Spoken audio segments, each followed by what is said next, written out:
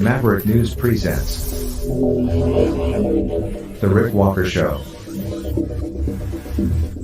Defrag your mind.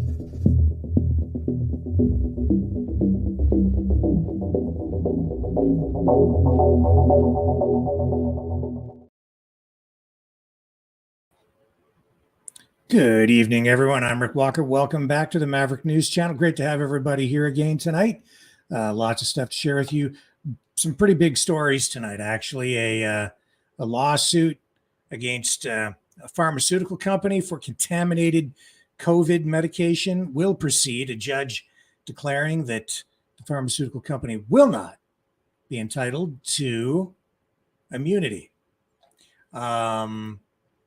We'll also talk about Ron Desantis rebooting his campaign, Donald Trump going back on the campaign trail. We'll show you video of that now viral video in Alabama at that, from that Riverboat Brawl. And we will also show you why, or we'll discuss why morale seems to be waning among Western NATO allies in the war in Ukraine. So stay with us. I will be right back, and we'll dig into today's top news stories right here on the Maverick News Channel.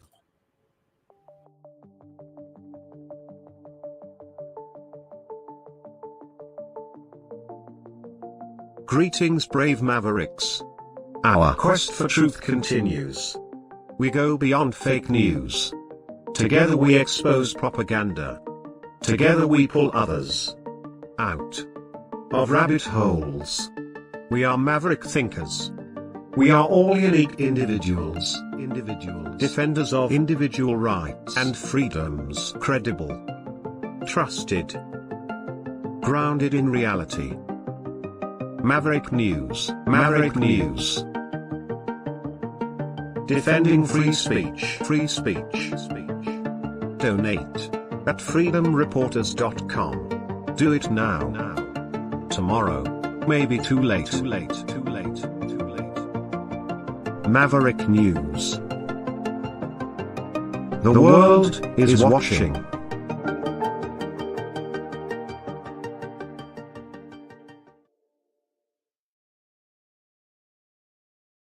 I'm back. And I'm glad you're here with me tonight because we have this very important story. This is out of Michigan, and a groundbreaking ruling. A Michigan judge has shattered new ground by declaring that a drug manufacturer cannot hide behind the protective shield of the Public Readiness and Emergency Preparedness Act. This comes in the wake of a harrowing case involving a man who suffered severe health setbacks after taking a COVID-19 medication contaminated with glass particles.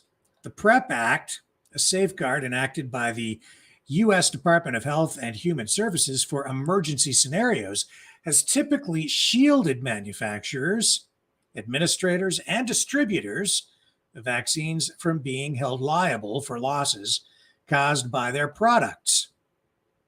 The case, championed by legal experts at Ben Johnson Law on behalf of Dan Nowacki, focuses on the agonizing ordeal of a man who endured not one but two strokes and ultimately lost a leg after receiving remdesivir, a COVID-19 medication meant to alleviate symptoms from COVID-19, but it was tainted apparently with glass particles. At least two doses that he received were from a lot that had been contaminated, and the company, the pharmaceutical company, voluntarily recalled the medication after realizing what had happened.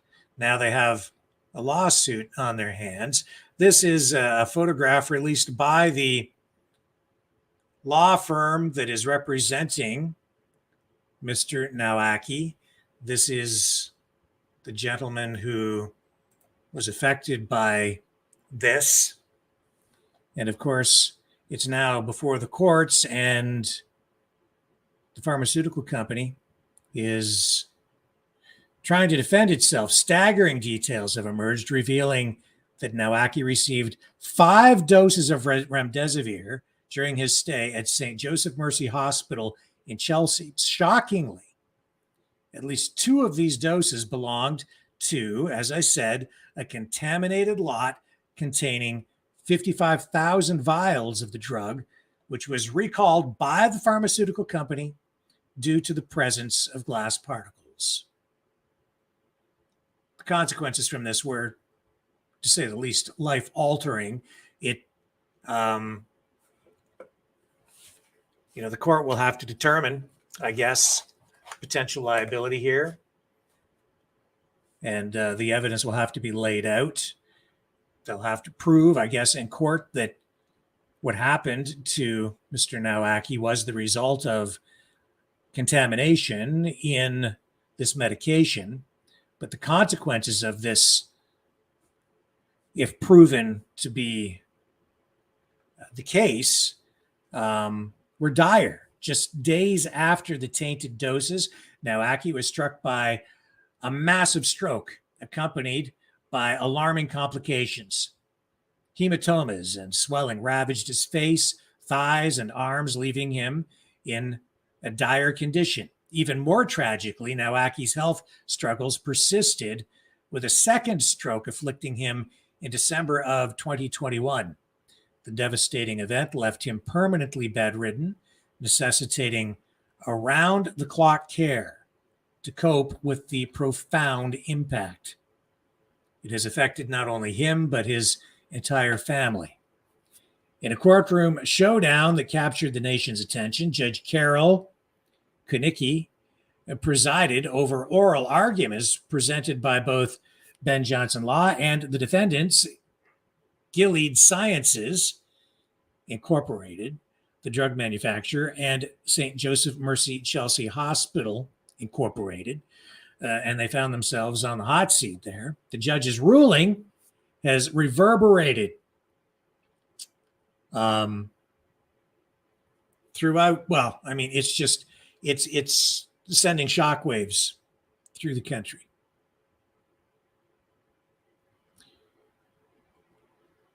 And this asserts that the protective cloak of the PrEP Act immunity could not extend to a drug that significantly deviated from FDA approval and included the shocking presence of glass particles.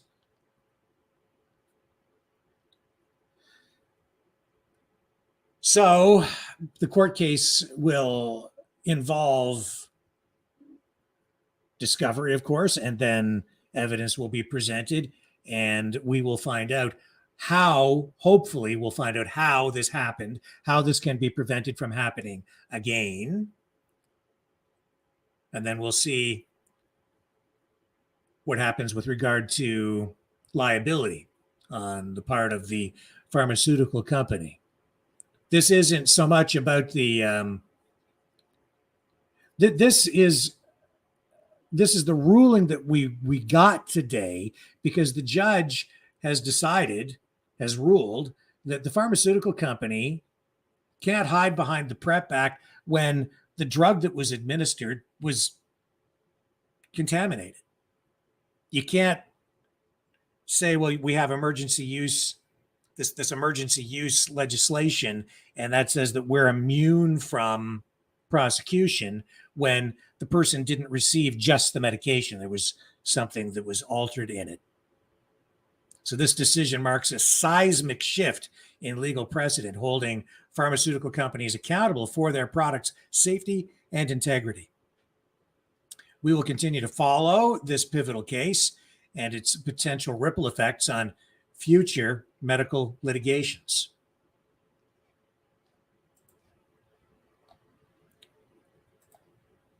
Incredible. And you may recall, I don't know if you folks do remember this or not, but the pharmaceutical company did recall that those lots of medication, when the glass was discovered, and I'm not sure exactly how it was discovered. But here is, just to show you, the pharmaceutical company issued a press release about this back in 2021, December 3rd, 2021. And here is an article about this. This is a news release from the Food and Drug Administration saying that the pharmaceutical company issues a voluntary nationwide recall of 2 lots of Veklury or remdesivir due to the presence of glass particles. Right here. It says that they voluntarily recalled 2 lots of the drug after they received a customer complaint by the firm's investigation of the presence of glass particles. It's my understanding that that complaint did not come from the either the law firm for Mr. Nowacki or Mr. Nowacki himself. Apparently that complaint, the complaint that led to the recall, came from someone else.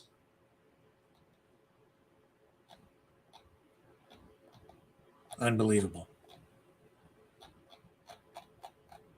Further eroding public trust, obviously, not just in the medication, but in the pharmaceutical company and in the pharmaceutical industry in general. Now, we are on the air tonight on a variety of platforms, but I can tell you that in Canada, Meta has ramped up its plan to censor all news content on its platforms in Canada for Canadian media. So I was up in Toronto today, driving up and back. The media companies were, well, the radio stations were talking about this. The big mainstream media corporations also today were running a lot of radio commercials telling people that time is running out and they want people to download their apps because they are losing access to the Facebook and Instagram platforms in order to distribute their information. Now, I know that a few days ago, I received, in advance of all this, today sort of being the first official day of the ban, we were notified days ago that our platform was taken down in Canada, being blocked. And then I received another notification today again, telling us again. So I guess we got blocked twice. Well, I think the block just remains in effect. And it was just a reminder that, hey, Maverick News, your stuff just isn't going to be seen in Canada. Now, I don't know how effective the block is or how aggressive it is.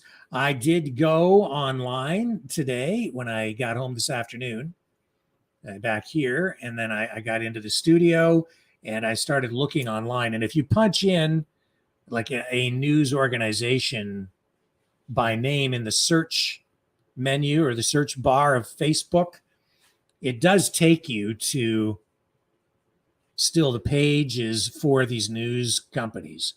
When I type in just the word news, ironically, and I don't know if this is for everybody, it's probably just for us, but when I type in the word news, only our material comes up as in the search results, which was really weird because normally they won't even show me our stuff. So maybe that's a good sign. Maybe they're still going to be distributing our material. I don't know.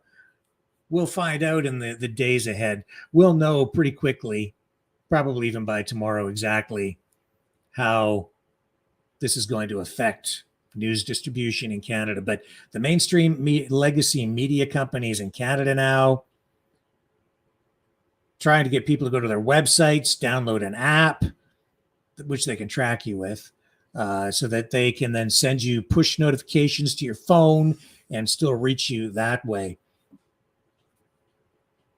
Not clear how other social media companies might respond to this. Right now, it looks like Twitter is the place to be for a lot of news. We are live streaming on Twitter again tonight. We do that every night. And it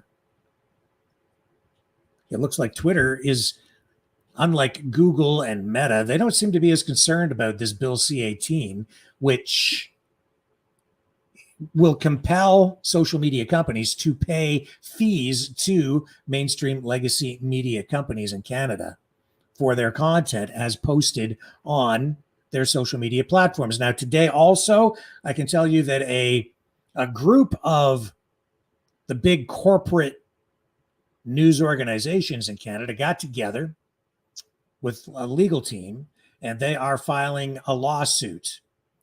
And they are saying that they're alleging that Meta, which is the company engaging in this kind of counter censorship against Bill C-18, because they just don't want to pay. So they're saying, we're just not going to carry any news content at all for Canadian companies. So this lawsuit says that Meta is using its dominance in the media industry unfairly. Strange lawsuit. They want access to the platform, but they also now want, I mean, they see Facebook as a competitor, right? And because Facebook is getting all the ad revenue. So the mainstream legacy media companies can't survive. Of course, they're getting a bunch of free government money to prop them up. Now they're saying, that they want access to the Facebook platform, and they want Facebook to be compelled legally to not only carry their product, but they would also be compelled then to pay for it. So they're trying to force Facebook, Meta, Instagram to try to force them to buy their product. I don't know. I don't see how this can be justified in a court of law. How can you force someone to buy something or distribute something? It's, in my mind, it's like telling a car dealer that they must sell trucks. If the car dealer doesn't want to carry trucks because they don't make any money on trucks and they only want to sell cars, then why should they be compelled legally to stock trucks? I don't see how this will hold any legal weight at all in court, other than to say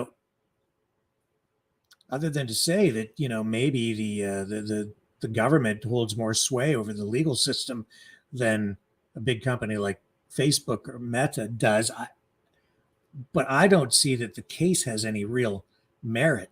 I don't think that anybody or any company should be forced to purchase something. I mean, in generally speaking, I mean, this is all about competition. And so, yes, there should be some provisions or regulations, I guess, in place to prevent market abuses and market dominance by huge companies, which could then exploit or abuse consumers. But this is a different scenario. There are still other alternative social media platforms where mainstream legacy media can distribute their product. YouTube still carries it. Rumble, we're on Rumble. We're relying on it now. We've been caught up in all of this, and I didn't even want the damn money. I don't want the money. I'm sure they wouldn't pay us anyway, and yet we're still being caught up in this ban, this unintentional, unexpected, unintended consequence of Bill C-18 from the government. The government's trying to prop up and save mainstream legacy media, and as a result, they got them banned off Facebook because the politicians are so rigid and behind the times in their thinking.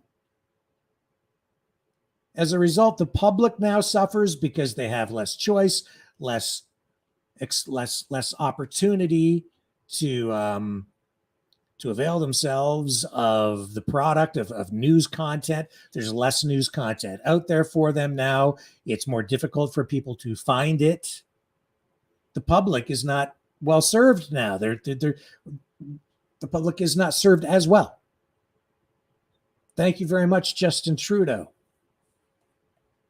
And it diminishes, it shrinks our voice.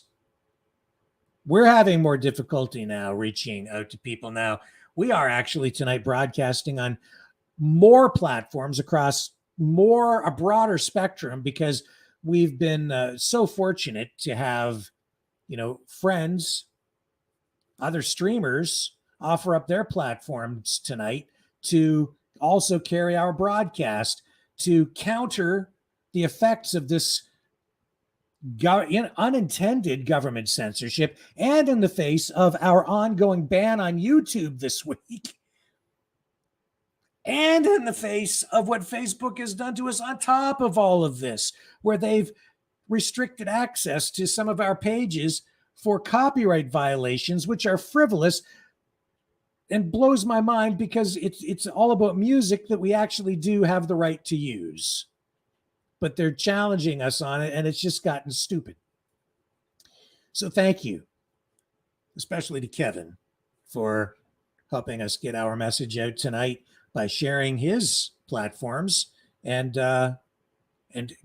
distributing us far and wide. And, this is also why we need your help. Now, we're here doing what we do, which is promote free speech, freedom of media, defend free speech and freedom of media every single darn night that we're here. That's what we're all about. Not hearing very much tonight, are you, on the mainstream media about this lawsuit out of Michigan involving the pharmaceutical company? But we're telling you about it right here. Groundbreaking, precedent-setting legal case involving something extremely important. Subject matter that honestly has been suppressed for the past 3 years. And while this is not directly related to just the medication itself, it is still part of the equation, and an important part, because it sets a precedent now that these pharmaceutical companies can't just that if they screw up with the manufacturing, if there's a quality issue, a safety issue with a medication, even if they're protected with immunity through that legislation, it doesn't protect them in a case like this. So they have to face the music. They have to go through the process now. And I've absolutely the right decision, in my opinion, by the judge to say, yes, you must answer questions about this. You must provide the evidence. You must provide the documents. There must be full disclosure on this, and you must be held accountable if found guilty. We'll be following up with it.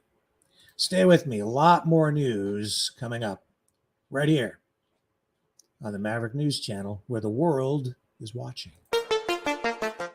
The New World Order. Government overreach. The Great Reset. Mainstream media lies. Now more than ever, independent voices are needed. Donate now at freedomreporters.com.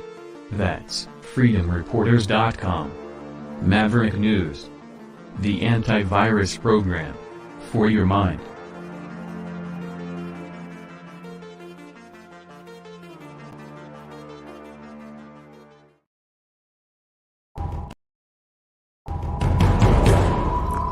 We are Mavericks. We say no to the Trudeau and Biden New World Order. And to bugs. Because bugs are creepy and gross. And people should not eat bugs. Maverick News. The world is watching. Hey, no! 2 bucks!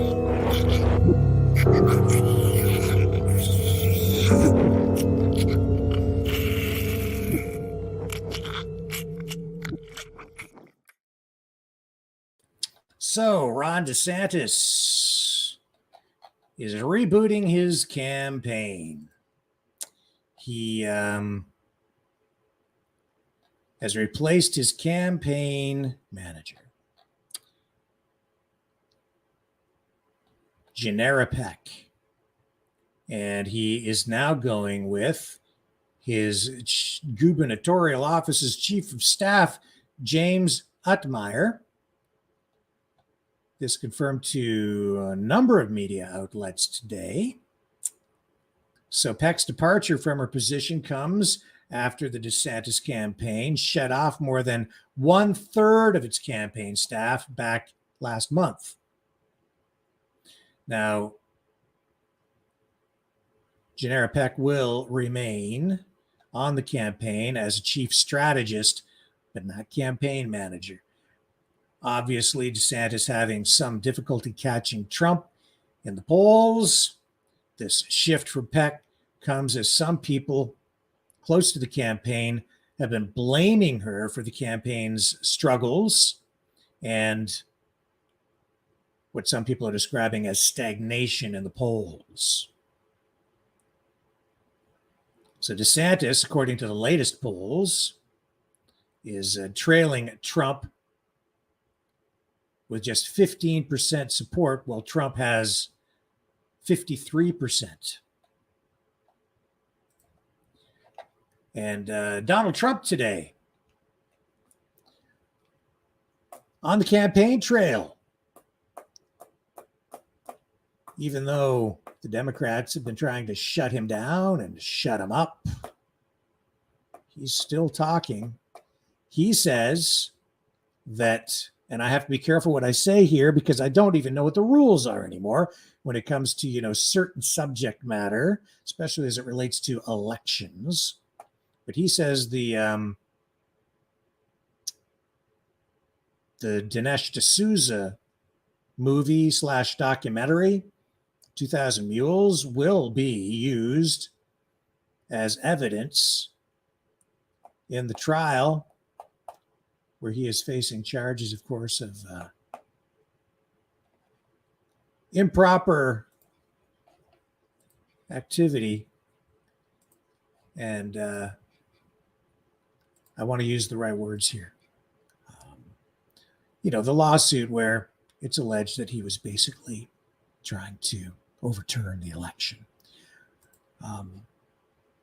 So he says that these assertions where he's being accused in the media now of saying that he actually knew that he lost the election. Today on the campaign trail, he said that's not the case. I'm not going to run the clip because every time we run anything with him saying anything about that stuff, we get frickin' banned. So leave it alone, Rick. I'll do that. But I will run this clip because he did speak today about Ron DeSantis. And he says that he would stop World War III. Not so much Ron DeSantis, according to Trump. And I'm the only candidate who can make you this promise. I will prevent World War III. I'll prevent it. It's not going to happen.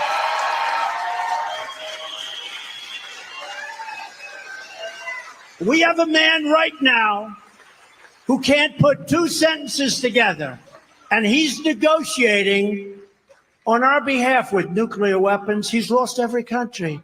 Now we're enemies with Russia, with China, with North Korea, with Iran. And I have to say,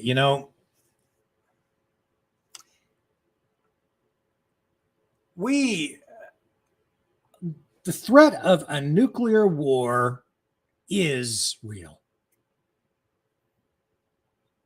And I'm going to quadruple down on this because it is probably, no, not probably. It is the single most important issue facing us today.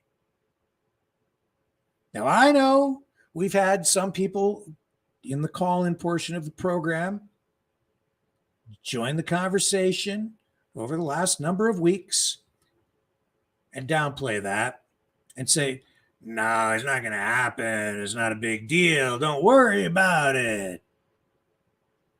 We should be very worried about it. It's something I hope doesn't happen. And to sit here and say what I'm saying is difficult, because when you make the kind of statement I just made, people will say, oh, you're just being a fear monger. No, it's not about that. It's about trying to get people to think about these things in a level-headed way and not actually be reckless. In fact, I'm hoping that it prompts a response that will lead to peace. Because without that fear of nuclear war, the concern and the actual level-headed thinking that should accompany the threat, the war will persist. The war will go on and we'll get further escalation. The reality of the situation is we have a war that continues to escalate in Ukraine. It has now spread beyond the border into Russia. Russia is facing what it considers to be an existential threat, a threat to its very existence. Putin is being backed into a corner.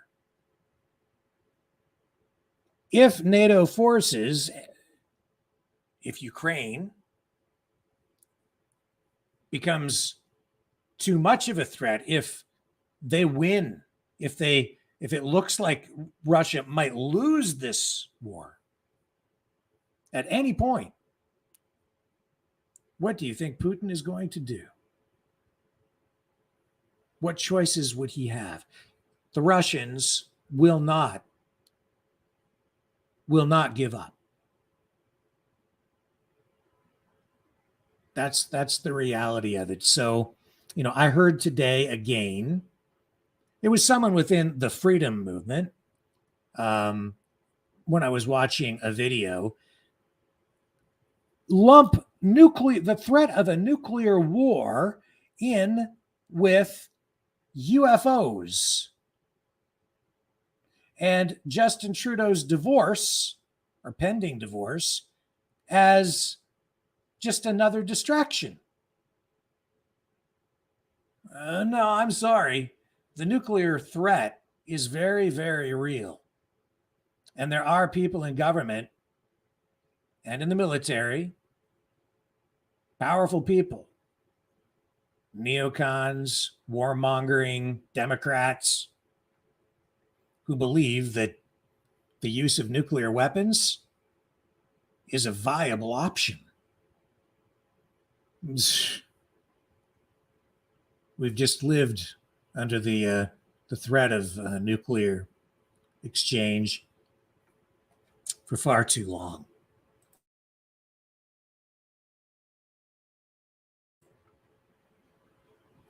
We're just too comfortable with it. I think that's where we're at.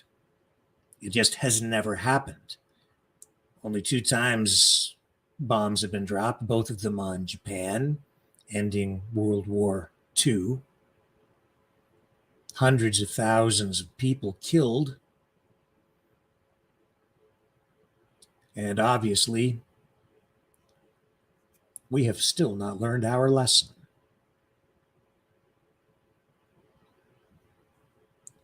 Too much complacency, too much comfort, too much sloughing it off, in my opinion. And so I will continue to sound the alarm bell here. And that's why I'm glad that on the weekend we did run live coverage. Thank you, Lori, for doing that, of the peace rally, the No More Nukes peace rally, the Humanity for Peace rally in New York. And there were other accompanying rallies in various locations around the world that went with that. But we ran the one out of New York, the main one, and I'm glad that we did. I hope that in some way it made a difference. More to come on that. What else do I have for you here?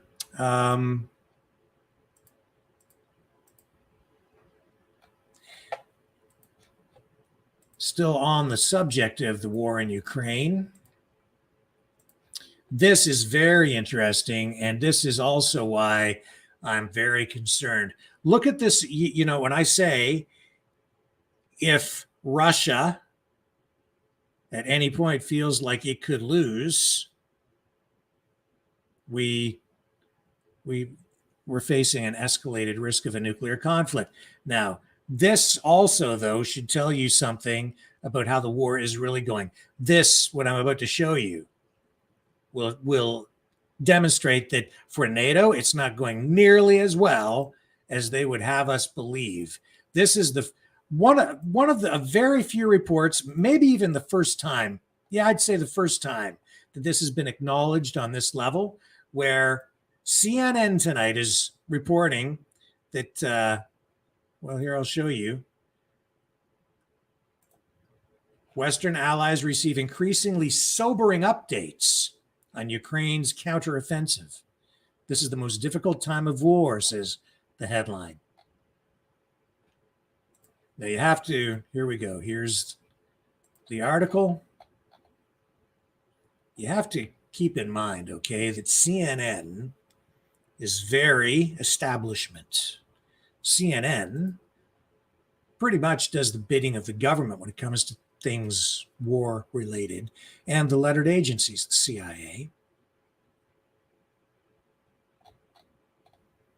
Right here. Weeks into Ukraine's highly anticipated counteroffensive, Western officials describe increasingly sobering assessments about Ukrainian forces' ability to retake significant territory.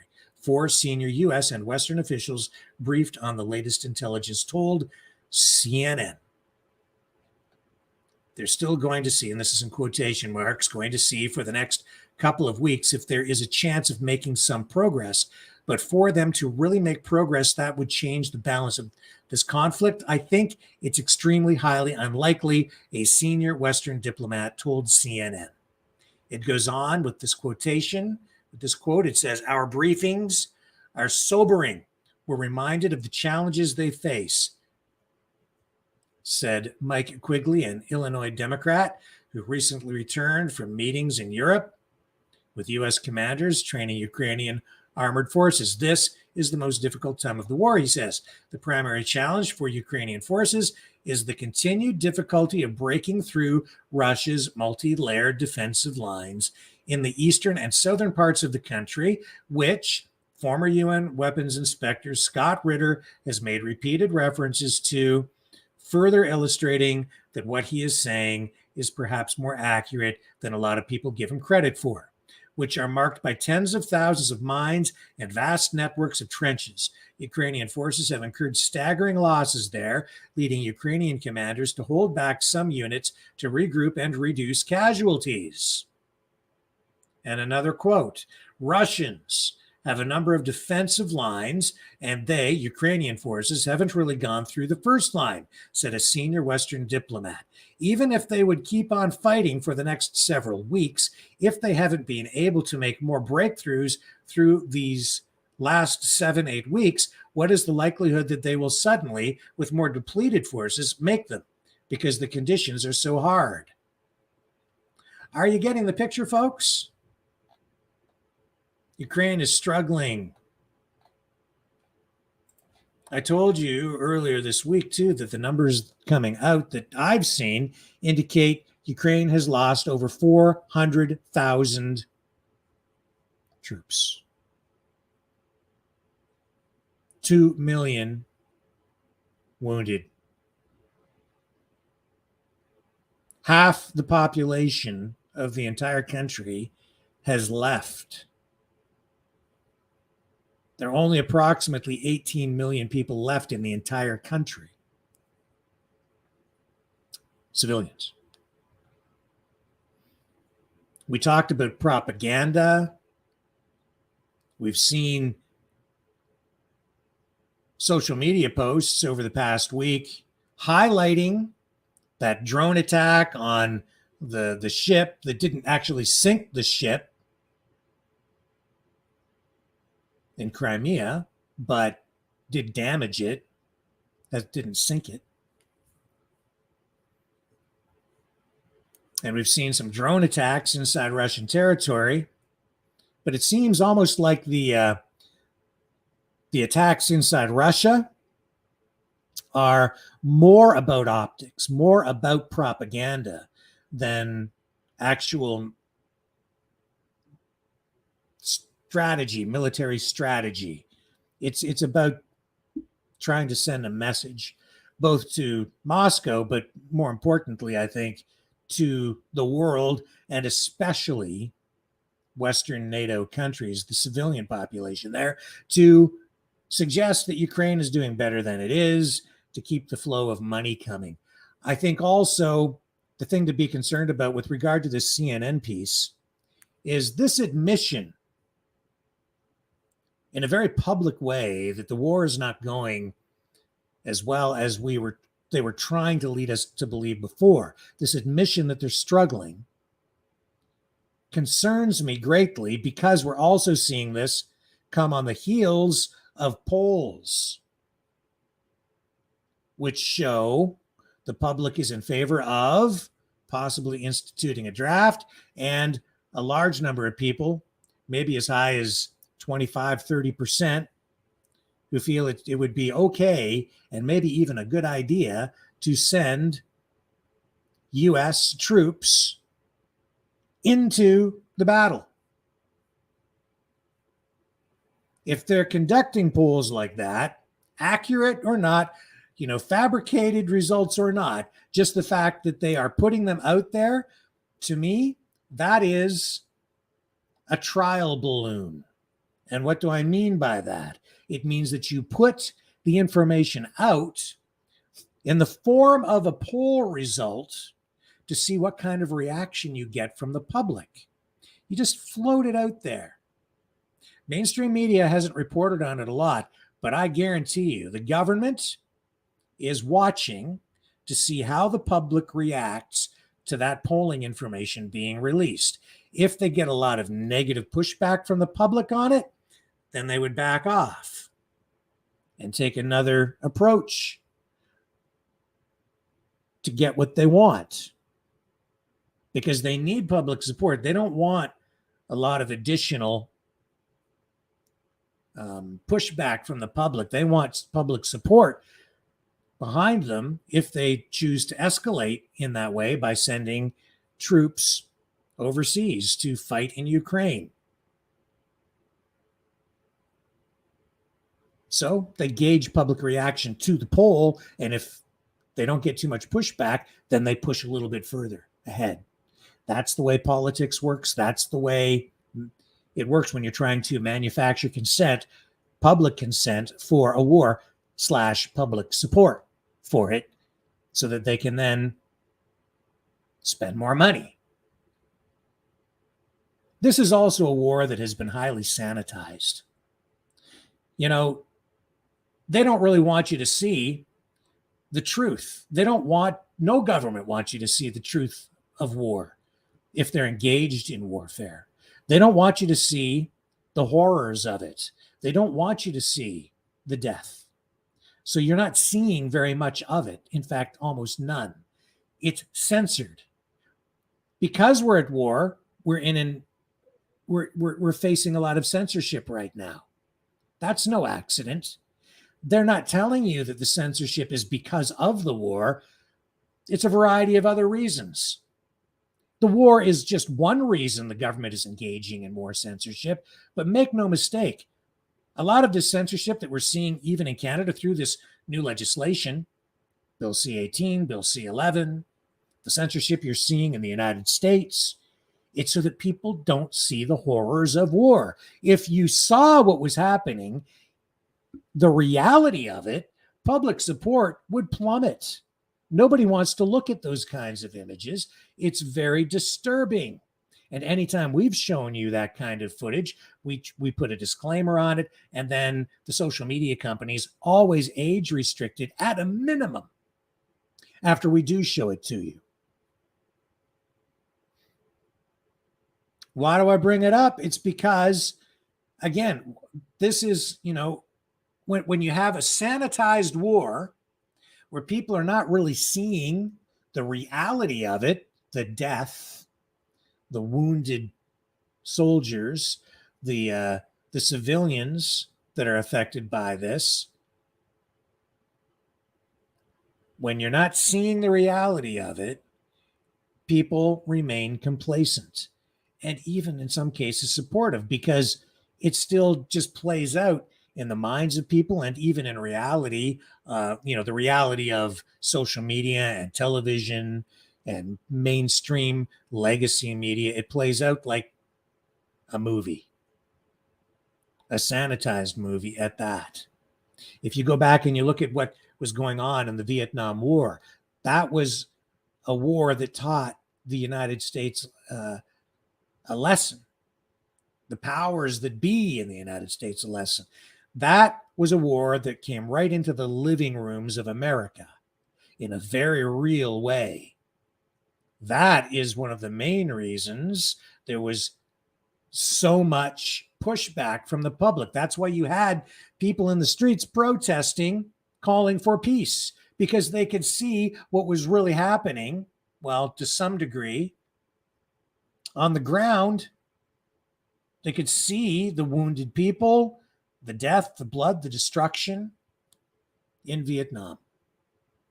But this war, since then, the administration, various administrations, the U.S. government, many governments actually around the world have learned a lesson from that. And that is that if you go to war, you really need to control the flow of information. Censor, censor, censor, censor, censor.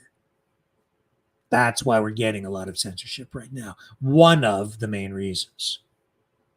And that's also why I still have people calling into the show in the call-in portions of the program who say that we don't need to be worried about a nuclear war. That's also why today I'm certain I saw that post on social media from somebody else who is an influencer and has a large audience sitting there saying that the threat of nuclear war is just another distraction, the same as UFOs and Justin Trudeau's pending divorce. Unbelievable. Opinions on this will vary. But in my mind, killing people is insane. Peace is a path to sanity again, and restoring actually true freedom for everyone. Don't go away. I'll be right back.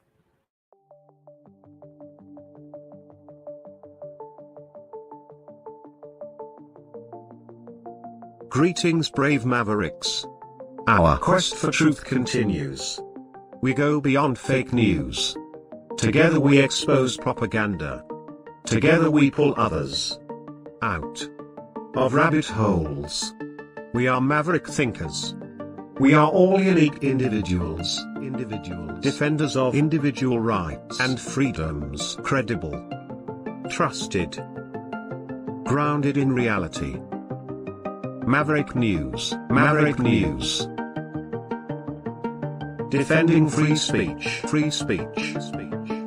Donate at freedomreporters.com. Do it now. Tomorrow Maybe too late. Too late. Too late. Too late. Maverick News. The world is watching.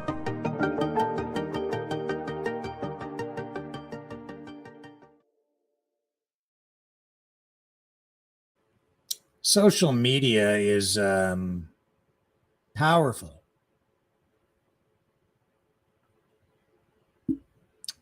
And to use it, I think, in a way that is has a positive effect on a person, or for a person to use it effectively, you need to be media literate. And because social media has grown so quickly and become such a major part of everyone's life, a big part of our society, our communities, I don't think that, the public in general has been properly equipped to deal with it. It's made some people extremely vulnerable to distortions of information. And a lot of people even being manipulated, ripped off in scams, led astray with different kinds of information, manipulated politically, and it goes across the political spectrum. So I'm just seeing a lot of this. And then people also just posting information that is then sometimes taken out of context by people. Sometimes people post the information on purpose in order to mislead people, but sometimes the information is just posted and people just mistake it for something current or something that they take it in a way that gives them, it takes them in a misleading direction, in the wrong direction. Anyway, I just bring it up because I think it was last night, yes,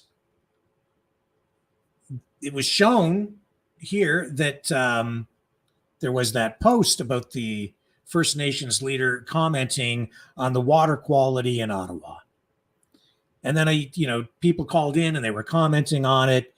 And I said, I don't think this is really anything new. I don't think this is a new post. And indeed, I still don't believe that it was.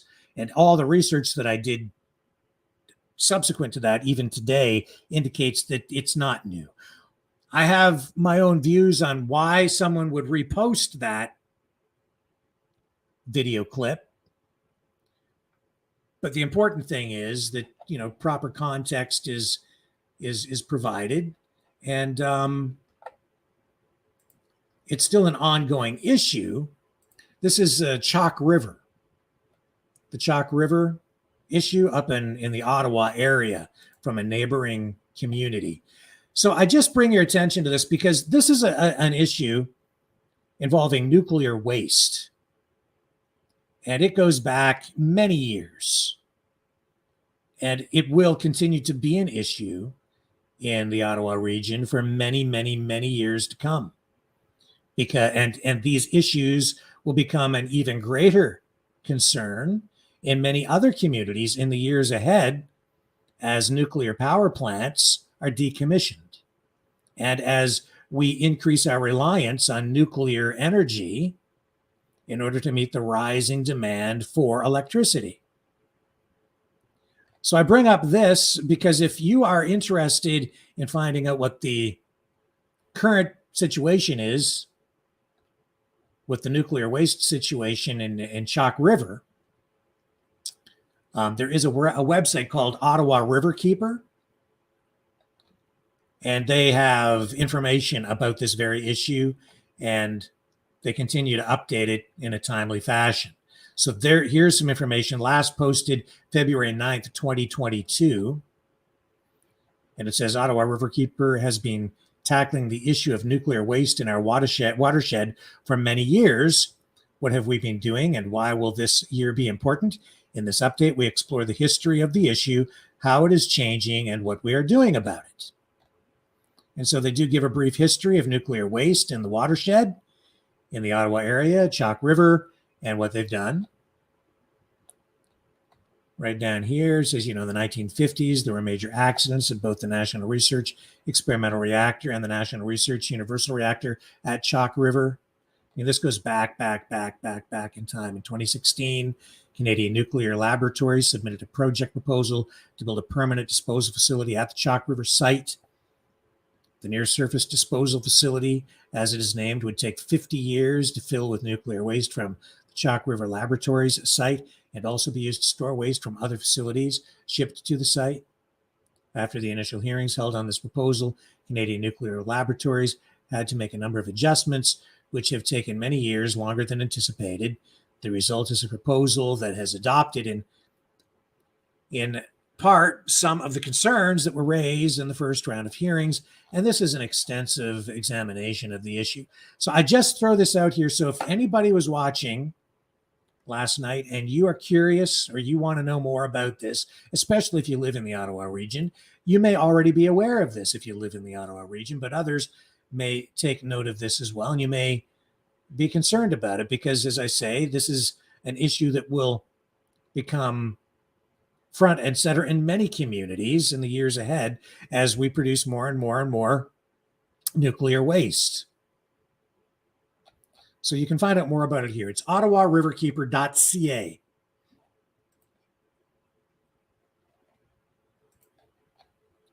ottawariverkeeper.ca. The conclusion here on this page reads, in summary, the issue of nuclear waste in our watershed is coming to a head in 2022. And now, of course, we're into 2023. Timelines for the development of the NSDF finally seem to be moving forward. We're preparing to offer our comments with the help of experts on the environmental assessment for the project and to highlight our concerns at the CNSC regulatory hearings this winter and spring. So those would have taken place. And so it just goes on and on. And then there's a Q&A in here. So there's more information on this website, but this gives you a lot of background on it. And you can find other media reports on this. But as far as I know, the post that we were shown yesterday, not new. And this is an issue that also affects some First Nations communities because they are being exposed to some of this contamination in a very profound way. So I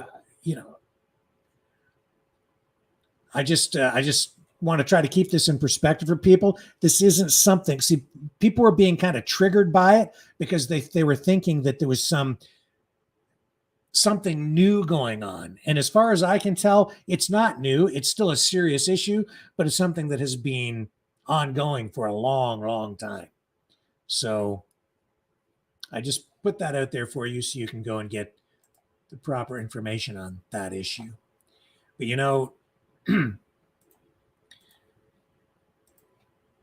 environmental issues, especially at industrial sites, and now even nuclear missile sites continue to be a big issue.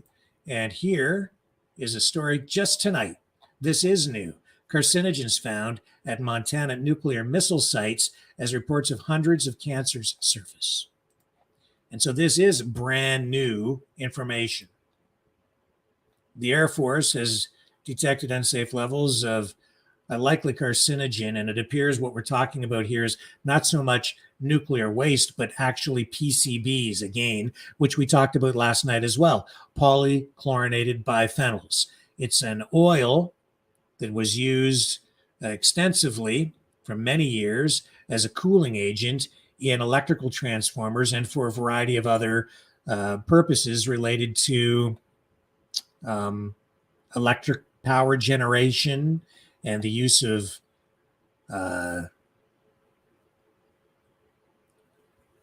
high voltage power supplies.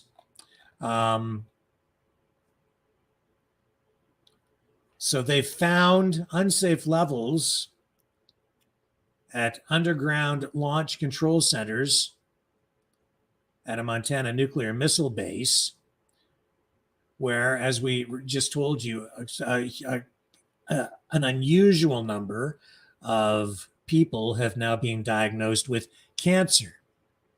And so a cleanup effort has now been ordered, and the discovery is the first from an extensive sampling of active U.S. intercontinental ballistic missile bases to address specific cancer concerns raised by missile community members.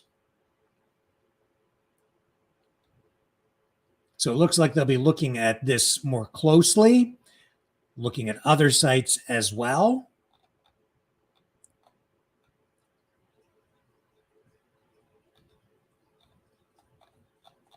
And there are apparently 217 of the reported cases are cancers, and 33 others have non-Hodgkin lymphoma.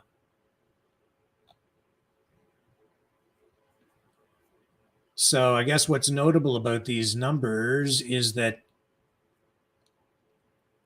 the community there is very small. Only a few hundred airmen serve as missileers at each of the country's 3 silo-launched Minuteman III intercontinental ballistic missile bases in any given year. There have been only about 21,000 missileers in total since the Minuteman operations began in the early 1960s. And to put this in more context, in the U.S. general population, there are about 403 new cancer cases reported per 100,000 people each year. This according to the Centers for Disease Control and Prevention. And non-Hodgkin lymphoma affects about 19 of every 100,000 people annually. That stat from the American Cancer Society. So obviously you can see that the stats there are very off kilter. So that's another story that we will continue to follow and should be of real concern to everyone. Stay with me. I will return in just one moment. Hello, world. Are you awake?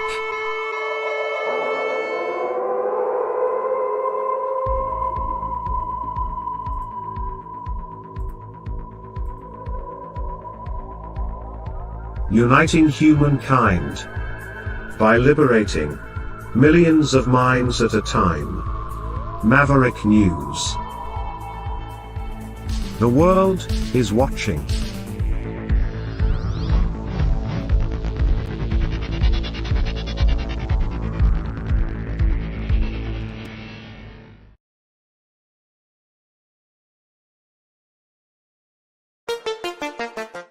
The New World Order.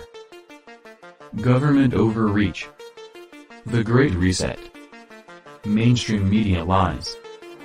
Now more than ever, independent voices are needed. Donate now, at freedomreporters.com. That's freedomreporters.com. Maverick News. The antivirus program. For your mind.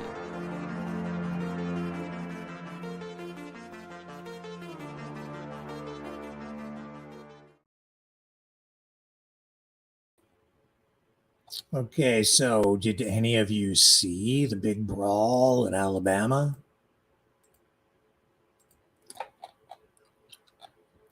So 4 arrest warrants have been issued in connection with this brawl, and there could be more.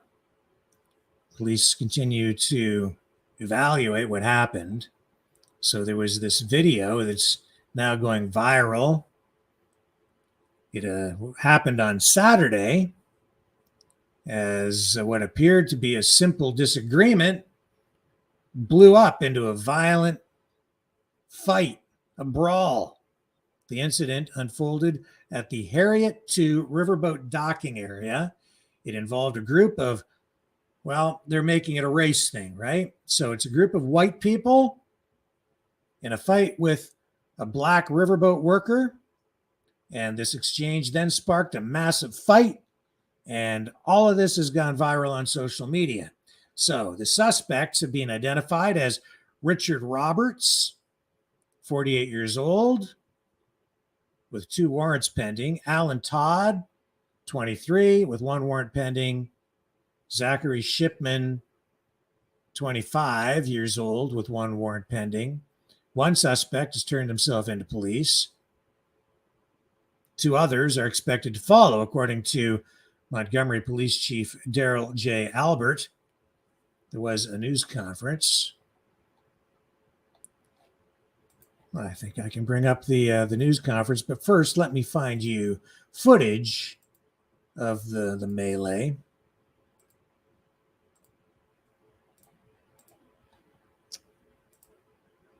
Let me see here. I had it for you.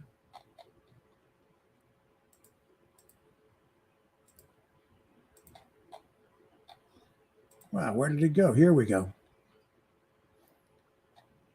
I believe this is what we were looking for.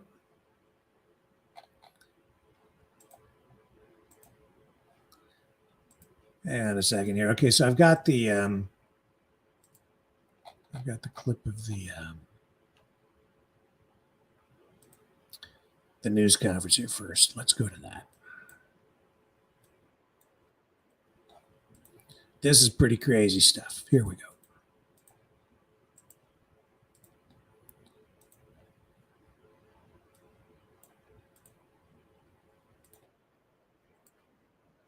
Police are giving an update on their investigation into the brawl that took place at a marina. Police have said they've issued at least 4 warrants as a result of the incident. The clips from various vantage points have gone viral.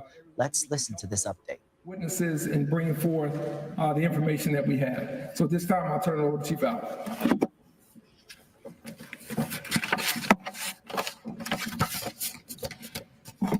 So it's interesting to see how the Again, Chief Daryl Albert, Montgomery Police Department.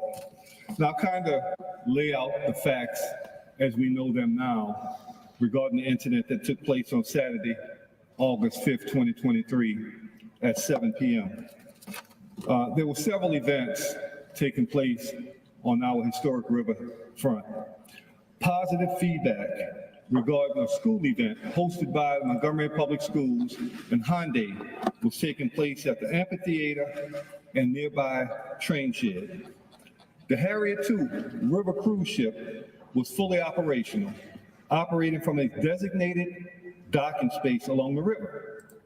The Harriet takes passengers on 2-hour tours up and along the Alabama River throughout the day. On this day, there were 227 passengers aboard that vessel. The incident occurred between the co-captain of the Harriet II vessel and a private boat owner and his family. As the Harriet attempted to dock in its designated space, designated and reserved due to the gangway access as well as the mooring requirements, the private boat was docked in its space, prohibiting safe docking of the Harriet. The captain of the Harriet remained away from the dock for nearly 40 to 45 minutes as he attempted to contact the operators of the private boat via PA system. They were only responded to with obscene gestures, curse words, and taunting. The co-captain was then picked up by a separate vessel and brought to the pier in an attempt to have a conversation with the private boat owners and or have those boats moved so that the Harriet could dock. A confrontation ensued between the co-captain and Mr. Pickett, the co-captain, being attacked by several members of the private boat. Several members of the Harriet II came to Mr. Pickett's defense, engaging in what we all have seen since on social media. I'll give you a timeline as the way the calls came in and the Montgomery Police Department's response. The original call came in at 7 p.m. as a typical disturbance. The caller, who was the captain of the Harriet, was very calm and not in distress. As additional calls were received, At 7:15 p.m., the call was dispatched to the Montgomery Police Department. 7:18, the first units, 4 Montgomery Police Department officers arrived on scene, with 3 shortly thereafter. 13 individuals were detained and brought to police headquarters for questioning and interviews. Those interviews lasted several hours. At that time, all parties involved were released pending further investigation, but were all given instructions on how to secure warrants on combatants. We have since consulted with and are continuing to work with the Alabama Law Enforcement Agency, our state police agency, the Montgomery's DA's office, and the local office of the FBI. This investigation is ongoing and more charges are likely. We encourage the public to continue to send us additional videos or evidence relating to this case. Those can be sent to Star Center at montgomeryal.gov or at our secret witness, 334-625-4000. The victims in this case, the co-captain, Mr. Damian Pickett, black male, and a 16-year-old white male juvenile who was struck by the owners and operators of the private boat. The suspects thus far have been identified as Richard Roberts, white male, 48 years old, with 2 outstanding warrants for assault, 3rd degree. Alan Todd, white male, 23 years old, 1 warrant for assault, 3rd degree. And Zachary Shipman, white male, 25 years old, 1 warrant for assault, 3rd degree. We have instructed those individuals to turn themselves into law enforcement, and as at this time, 1 is secured and in custody. The other 2 are set to turn themselves in within the next hour. We're also asking for Mr. Reggie Gray, the black male, 42 years old, who was seen wielding that folding chair, to contact the Montgomery Police Department for further interviews and as part of this investigation. As the mayor said a minute ago, this investigation is ongoing and more charges are likely. We want to thank the public and the media for supplying the much needed evidence and video surveillance that we've received and helped us to determine the facts as they happen. Keep in mind, when this incident took place, when it initially took place, the police department didn't have the luxury of the videos that we all have seen now. The police department was acting on statements and witness statements that occurred as we arrived. Now that we have more information, again, more charges are pending. I'm available to answer your questions, but that sums up where we are at this time, sir. Okay, so enough of that. I think you understand what's going on. And then there's that other incident in Toronto, the Eritrean festival that we told you about. That's still today making headlines, and it was all over the radio at on the online radio talk shows today in Toronto. And it's making international headlines. Here, I'll show you. Here's an article in The Guardian. One person stabbed, I think 9 people in total taken to hospital in Toronto over the weekend.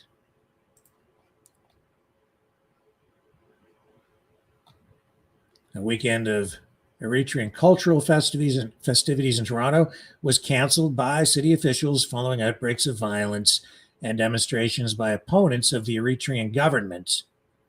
So what happened is there was this festival, and then these demonstrators showed up. I guess there were people walking around with like shanks or sticks or sharpened stakes, and different kinds of things that they had turned into weapons. And there they are in this park in Toronto, where it's not just that festival going on, but, just families just other people not even involved in what was going on with that, just in the park that day. And then it turns into a big brawl there too. And so the violence there in Toronto followed similar confrontations in Sweden, where more than 50 people were injured, and in Seattle involving Eritrean protesters. I told you about that yesterday as well. I said police need to take note of this, because in the future, if there are other festivals involving this community, you need to be aware that the politics is volatile. And it can lead to this kind of confrontation, this kind of violence. And it's severe. And it's not just happening in Toronto, it's in a number of cities. So obviously, if you bring these groups of people together, this issue can blow up into violence. That's exactly what we saw on the weekend. And here at the bottom of this article, you'll see there's a quotation. It says, "The event is sponsored by the totalitarian regime of Eritrea through operatives in Toronto to raise funds to finance its military establishment." And there is this from an online petition which was looking to cancel an event at Toronto's Sheraton Hotel. And here's a look at that petition right there. And apparently, even after the incident in the park, there was another incident over at this hotel that police had to become involved in order to restore peace and keep people safe. So it turned into a major problem for the community, for police, big expense also for the community.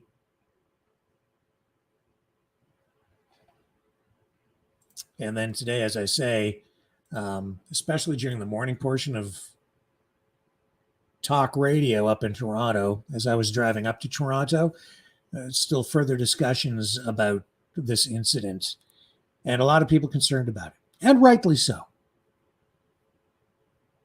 Maintaining public safety has got to be a priority at all times, and police, politicians, they need to take note of this, be aware of the politics that can lead to violence. And it's not clear what will happen now if this community comes back and applies for another permit to have a festival again next year. It looks like they'll probably have to have some sort of discussion about what needs to be done to maintain public safety, whether that would include them hiring off-duty police officers to work as security at the event at their expense, or other measures might need to be taken. But I can pretty much guarantee now that a permit to have the festival next year will not just be rubber stamped. Especially from what I was, after listening to what I heard today on the radio in Toronto. So, and I expect that where there are Eritrean communities in other cities in North America, I would expect you'll get similar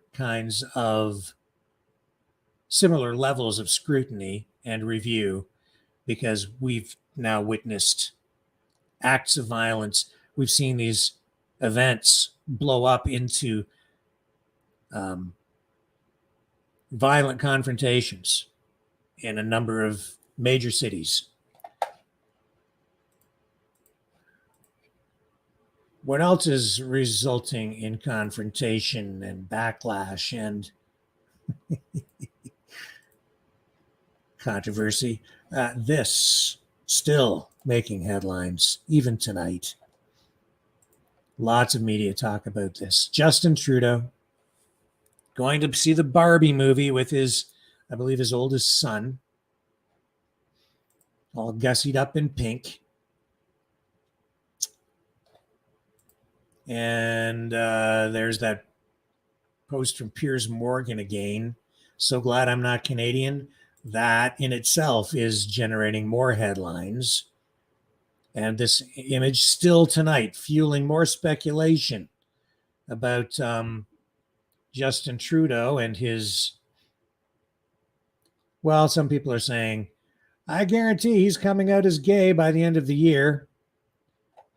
Matters to some people, I guess. I'm not judging. I'm simply reporting what is happening on social media, what's being said. And they were talking about that on talk radio today as well. Still. This in the wake of Trudeau splitting up with his wife, pending divorce,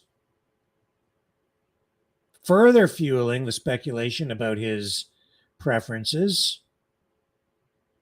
You know, he's not the only one wearing pink. The Barbie movie has set off, I guess there's a whole trend going on out there with celebrities now, male celebrities, posing for pictures wearing pink. Here's Pierce Brosnan and Dwayne Johnson. The Rock, sporting pink.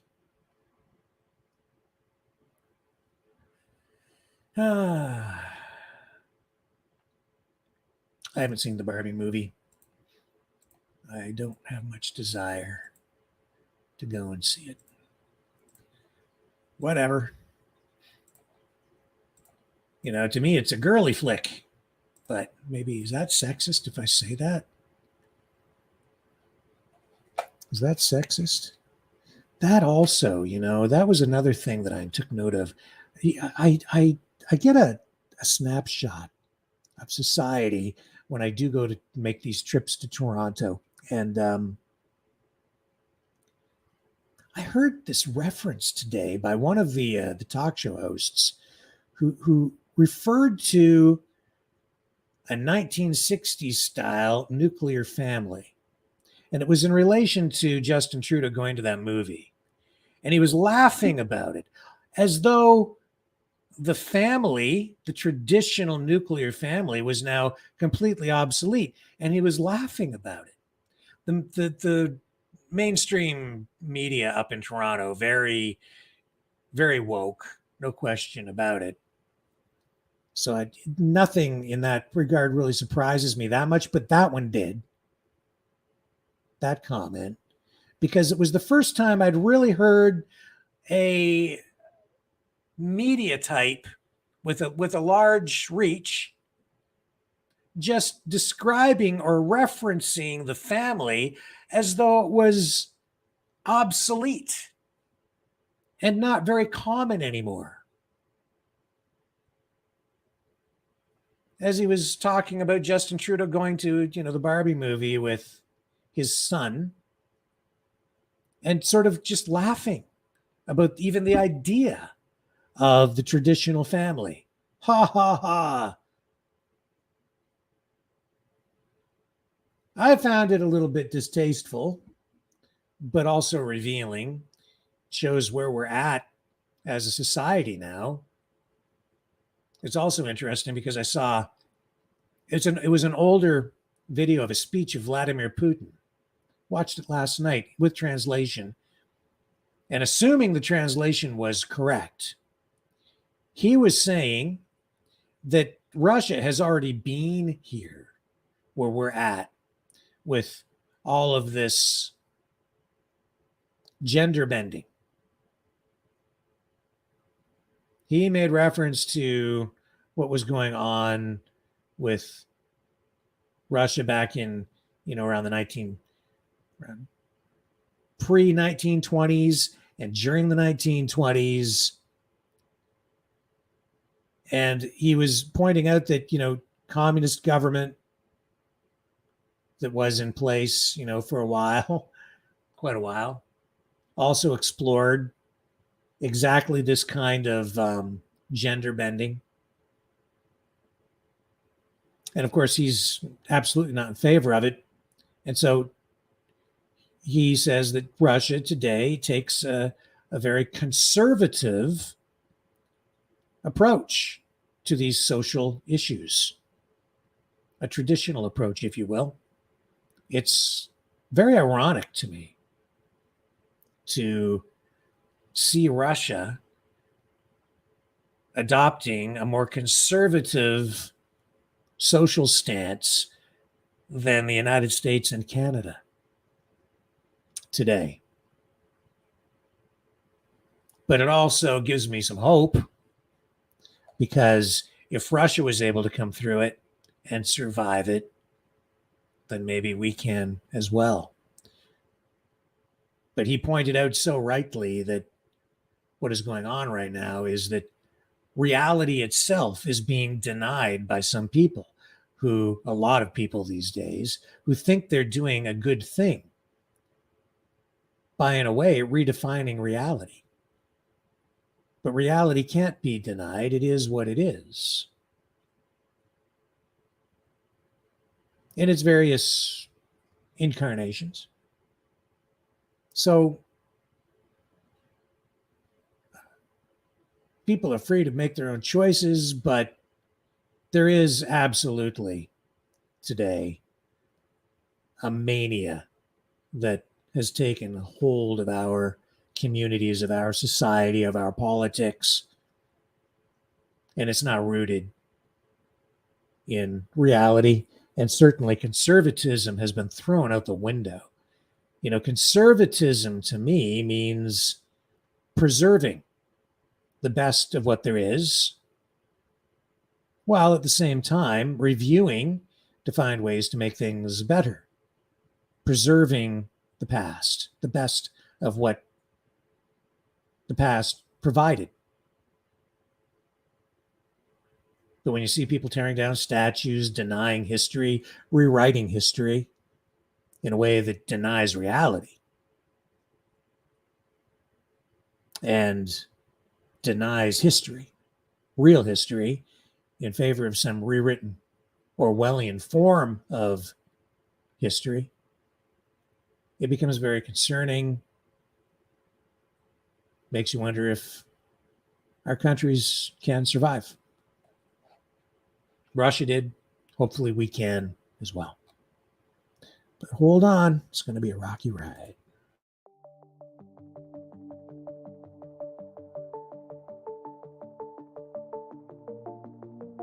Greetings, brave Mavericks. Our quest for truth continues. We go beyond fake news. Together we expose propaganda. Together we pull others out of rabbit holes. We are maverick thinkers. We are all unique individuals, defenders of individual rights and freedoms, credible, trusted, grounded in reality. Maverick News, Maverick News. Defending free speech, free speech. Donate at freedomreporters.com. Do it now. Tomorrow may be too late. Maverick News. The world is watching.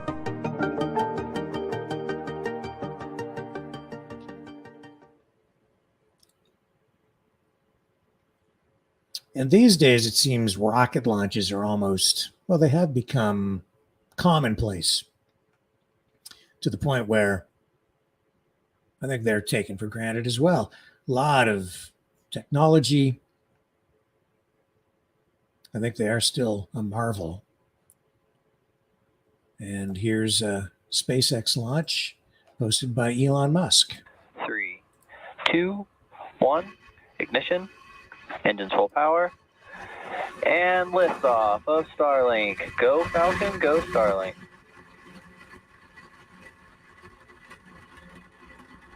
Vehicles pitching downrange.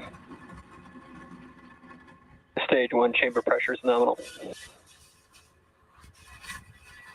Having all this stuff that go on these days, you know, I think that it is still news It might be happening on a more regular basis, but it's absolutely news. And the fact that it has become commonplace is news.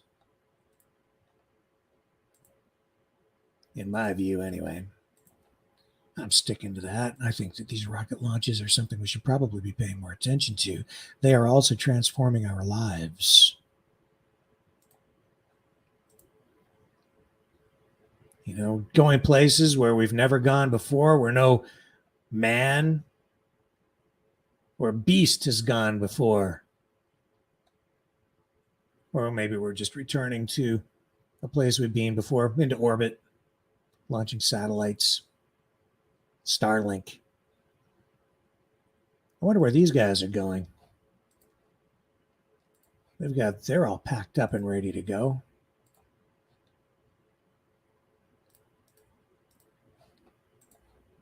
Penguins. They have their backpacks, their luggage. They're all ready to go.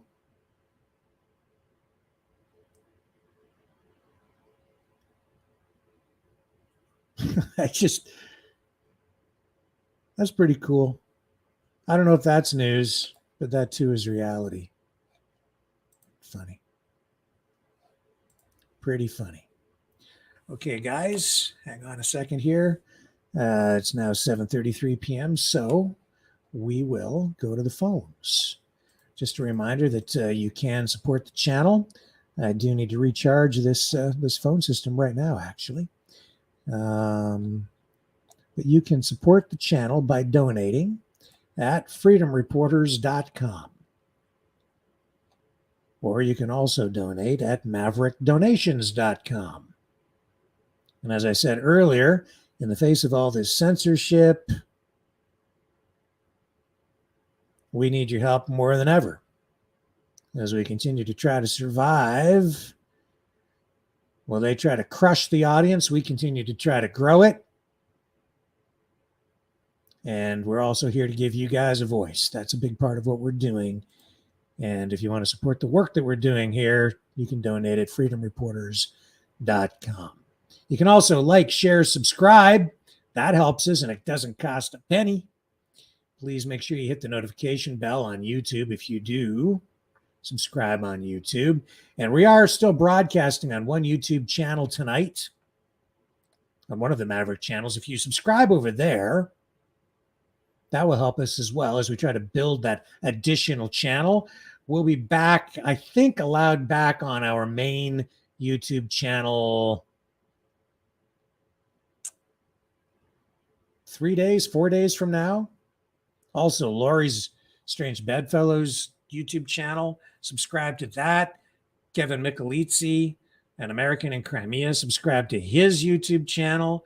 They're carrying the broadcast tonight as well. Thank you, Kevin, for doing that. Go like and share everything. Share it all out there. We're on all kinds of platforms tonight. This is our way of fighting back against the censorship. We're multicasting, multi-streaming across a variety of platforms this evening. So you're seeing us all over the place. You can't censor us. We have too many friends. Again, maverickdonations.com or freedomreporters.com. Please support the channel. We really do need your help. We really, really, really need your help. I'm going to put some money into this phone system right now while I get ready and crank this thing up. You guys can watch this. Don't go away.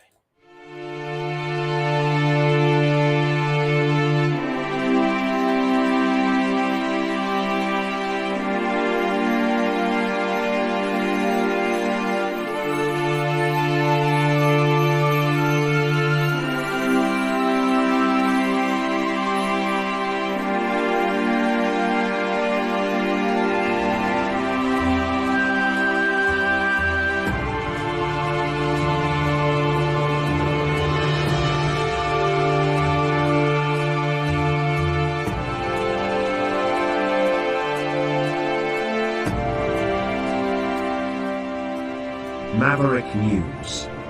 The world is watching.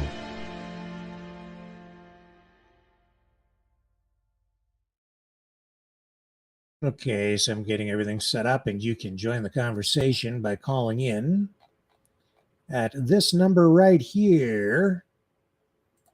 1-833-975-3733, 1-833-975-3733. I'll run the promo with the call-in information for you. Here we go.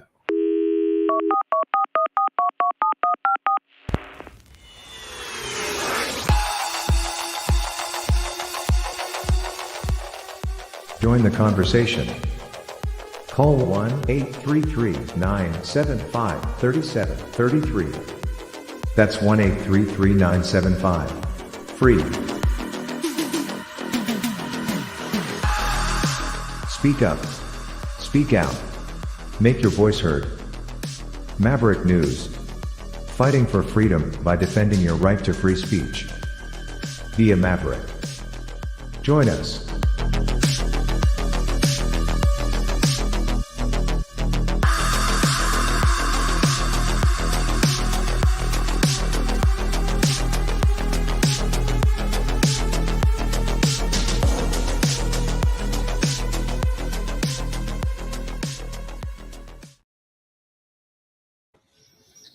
Okay, one more promo while I get this thing fired up. It's taking a little more time than I thought.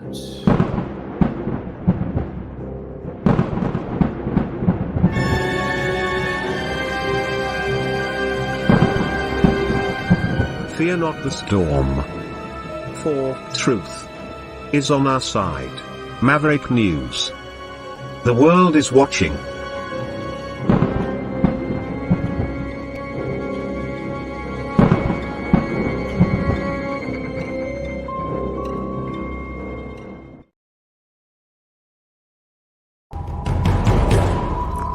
We are Mavericks. We say no to the Trudeau and Biden New World Order. And to bugs. Because bugs are creepy and gross. And people should not eat bugs. Maverick News. The world is watching. Hey, no! To box!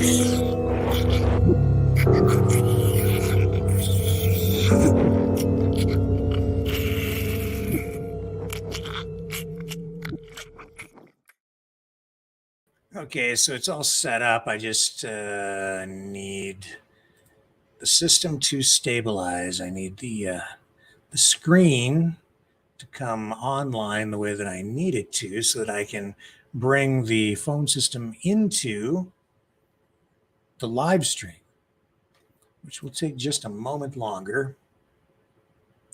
We are connected though, so again, I'll put the banner up, and you can join us here on the program tonight by calling in at 1-833-975-3733, 1-833-975-FREE.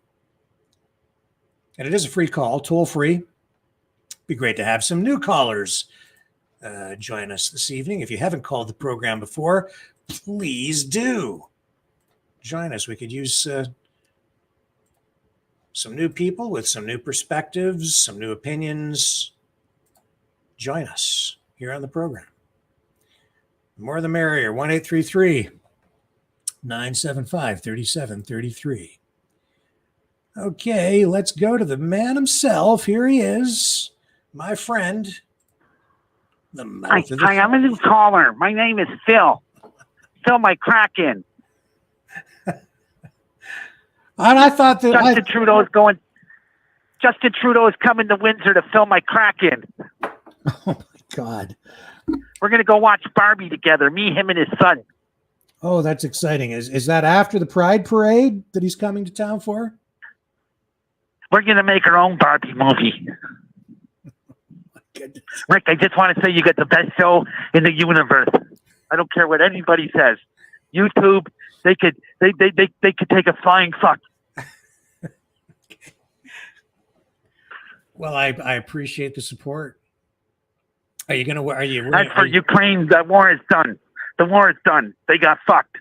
the Russians are going to win.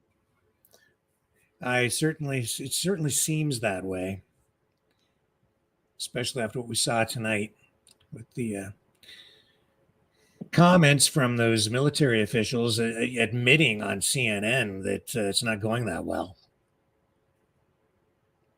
It don't look good. It sort of reminds me of the brawl down there in Alabama at the Riverboat. Black on white, let's fight. God, mainstream media, man, look at the way they cover that stuff. I mean, it's all about race, right? I don't even know what we don't know what would set that off. I don't know. Might be race related. I don't know either. I don't know either, but if you didn't know, you got the mouth of the South, the man without a plan to master all disasters. I was trying to be a new caller for you, Rick. Sorry about that. Was it working? I blew your cover there right off the bat because I could see your name. Sorry about that. It was pretty entertaining, nevertheless. Yeah. Pretty entertaining. You guys should be paying me. How's that sound? Yeah. Donate to freedomreporters.com. Rick needs every penny he could scrounge up down there. Well, thank you for that. I appreciate it. So my garden's going to shit really fast. I don't know what the problem is. Something's eating my tomatoes. Something ate my damn broccoli and my cabbages. Like, wiped them right out, man. To the point I ripped them out. Not all the tomato plants, but it's like I don't know what it is, man. But I come out every day and there's half-eaten tomatoes on my plants. I'm like, Jesus, what's going on here?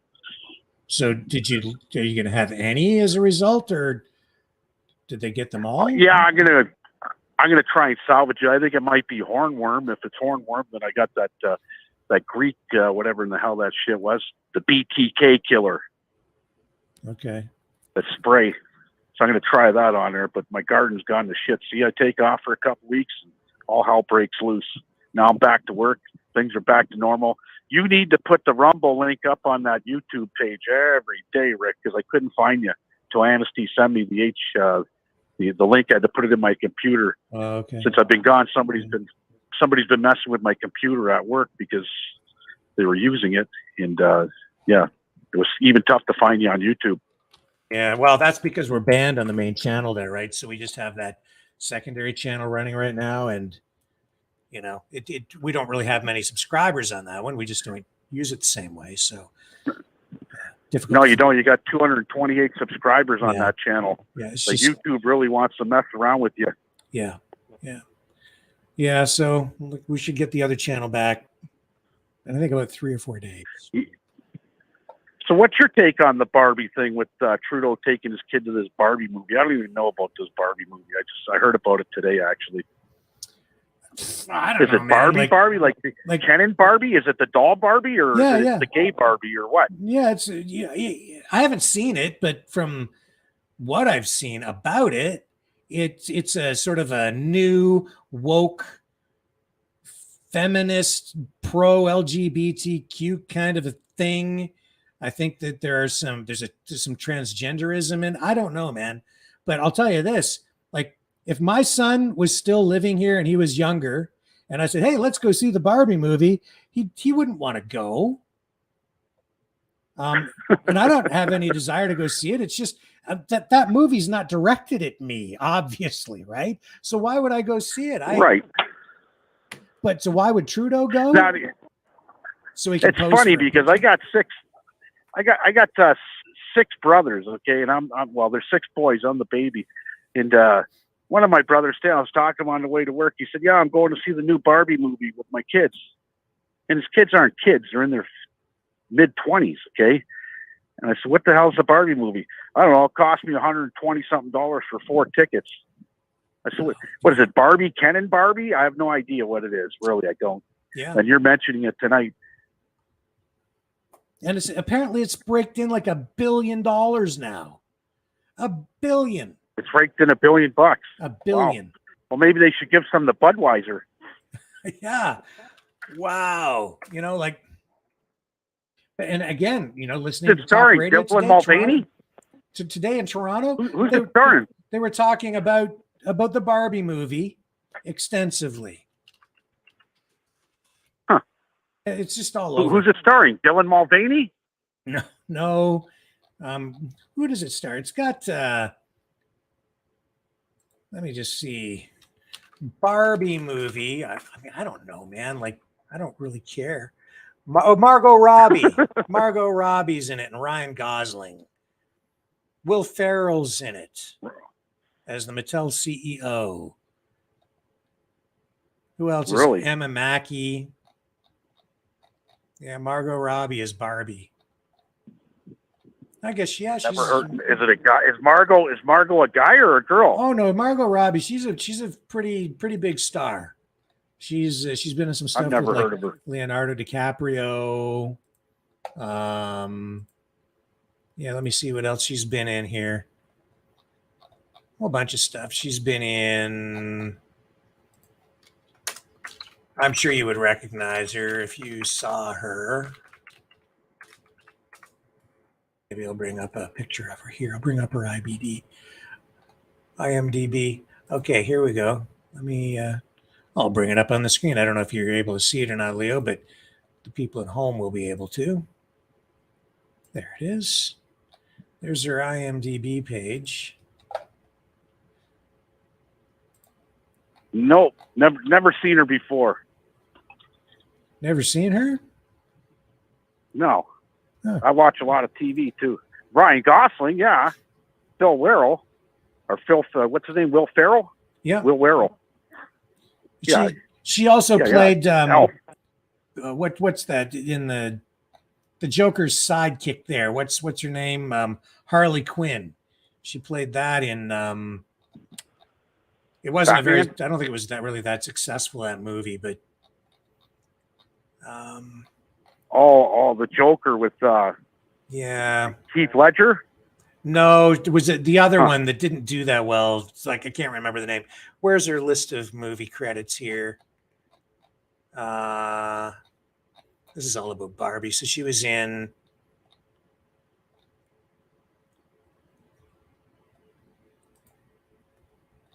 there were more. She's been in a lot of movies. She's been in Barbie, Asteroid City, Babylon, Amsterdam, Neighbors, Suicide Squad. That's where she played Harley Quinn. Okay. Okay. In fact, after she played that, even though, $1 billion? Yeah, Barbie, $1 billion, man. $1 billion. Can you believe that? I can't. Don't let Trudeau know that. Don't let Trudeau know that. You'll get half of it over to the Ukraine. Yeah. Yeah. Crazy. Unbelievable. Yeah. Unbelievable. Yeah. As for you're talking about the Chalk River and all that crap, man. Yeah. Yeah. Just beware where you swim. That's for sure. Yeah. Yeah. Because that's not going away anytime soon, man. Like that'll be with us the rest of our lives. And that's why, these electric cars too, if we're going to drive around in electric cars, people think that they're more environmentally friendly. Where do you think the electricity is going to come from? There's only one option. You have to build more nuclear power plants. And then down the road, we're going to end up with more situations just like Chalk River. This is not a solution. In my view, it's just not.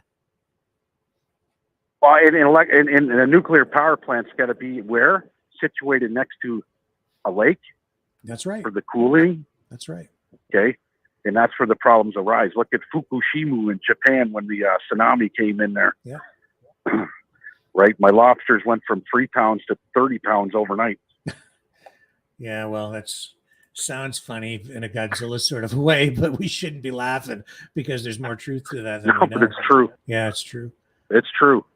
It's they all of a sudden you see these, you go to the superstore and you see these prawns that are weighing in at 3 pounds a piece. You're like, where now are these from? Oh, Japan. Oh, that explains it all. Yeah. Right. Godzilla fish. So. Oh my God. It is. So if you got anybody, your viewers out there, get a chance. I'm watching this show on YouTube about the hell's the name of it? It's the what's in your food? What's in your food? Okay, and it's about a lawyer who tackles the big companies. Okay, over the I remember the one Jack in the Box in the United States that they weren't cooking their burgers hot enough. Okay, and poisoned a lot of people, killed some kids along the way, and not just that, but when you think you're eating green and you're eating healthy, think again, because you got to watch the show to figure it out, right? These bagged lettuces and this and that, they could be more dangerous than Jack in the Box hamburgers. Wow. Yeah, actually, it's a really good watch. And this is a documentary of some kind? Yeah, it's like a documentary. It's about, it starts out about Jack in the Box and it moves on to the romaine lettuce in California when they came out and poisoned people with the romaine lettuce. And they're finding the pathogen, okay, and they were watering the lettuce with animal extracts, right? And that was the cause of the salmonella. Salmonella, yeah. The outbreak. Yep. Right. It killed a lot of kids, hurt a lot of people along the way, right? And there's this lawyer who, that's his job. All he is doing is just tracking down where it came from, right? Yep. And you'd be amazed. So when you think and you're looking and you're shopping at your local grocer and you see all the greens and everything else that's supposed to be very healthy for you, he even says I wouldn't touch cantaloupe, period. Don't matter where it comes from. Because as soon as you slice it, okay, the bacteria is on the knife and you make the next slice and it's all on the skin, right? So unless you're growing it yourself, right? And they talk about foods they wouldn't even go near. And a lot of people won't even go near romaine lettuce. Yeah. Wild what I was watching, right? And these grocers get away with murder. And there was a lot of companies. The Eggman, okay? If you type in that name, the Eggman, who he ended up going to jail. Not for long, 3 months, but he killed a lot of people, okay, with his eggs and knowingly, okay, the peanut butter company, knowingly that the peanuts had rat shit in it, okay, and they still shipped it, killed a number of people. He ended up getting 18 years, that guy. Wow. Yeah, it's a good watch. If you find it on Netflix, it's a really good watch. The other there thing, are convictions. Yeah. Sorry, I didn't mean to interrupt you there. You have something else about that? No. Yeah. I was just going to say, the other thing I heard today, and I've confirmed it, we were talking about the nuclear power plant and electric vehicles. Did you know, like Ford is one of the only companies that actually provides disclosure on their financial situation with regard to where they're at with electric vehicles. The other car companies are a little more guarded about it, but they've just revealed that in the coming year, they are going to lose somewhere around $4.5 billion on the electric vehicles that they sell. Wow. Keep in mind, because they're not profitable. Even though they're getting government grants, every level of production and consumption of an electric vehicle is subsidized in some way. And yet, even now, these cars are still not economically viable. The car companies are losing money on every one that they sell. Ford this year is on track to lose $4.5 billion. Well, what's really funny is me and the wife, when we were driving to the East Coast, we got around Toronto, right? And there was this Tesla. She says, yeah, there's those things. I see, it's all nice till you're in the traffic jam and you run out of battery power. Sure as shit, there is traffic jam. And guess who was involved in the traffic jam? That Tesla that passed us. Okay, and there was a tow truck lining up to him. He probably ran out of juice, right? Another one would be that La Fontaine tunnel in Montreal. Yeah, under construction. Imagine getting stuck in there in your Tesla or your electric vehicle. Yeah. Like I have to say, I do have another test car this week. It's a Hyundai Ioniq 6. I have to, you won't want to hear this, folks, because I know a lot of you are opposed to electric vehicles, but the thing is incredible.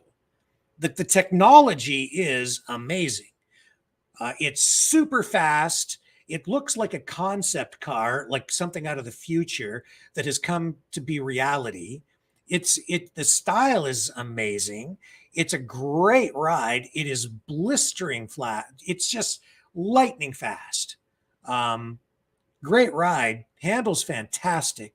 But I'm still not in favor of electric vehicles because of the stuff we're talking about here tonight. I just don't see them as being a long-term viable solution.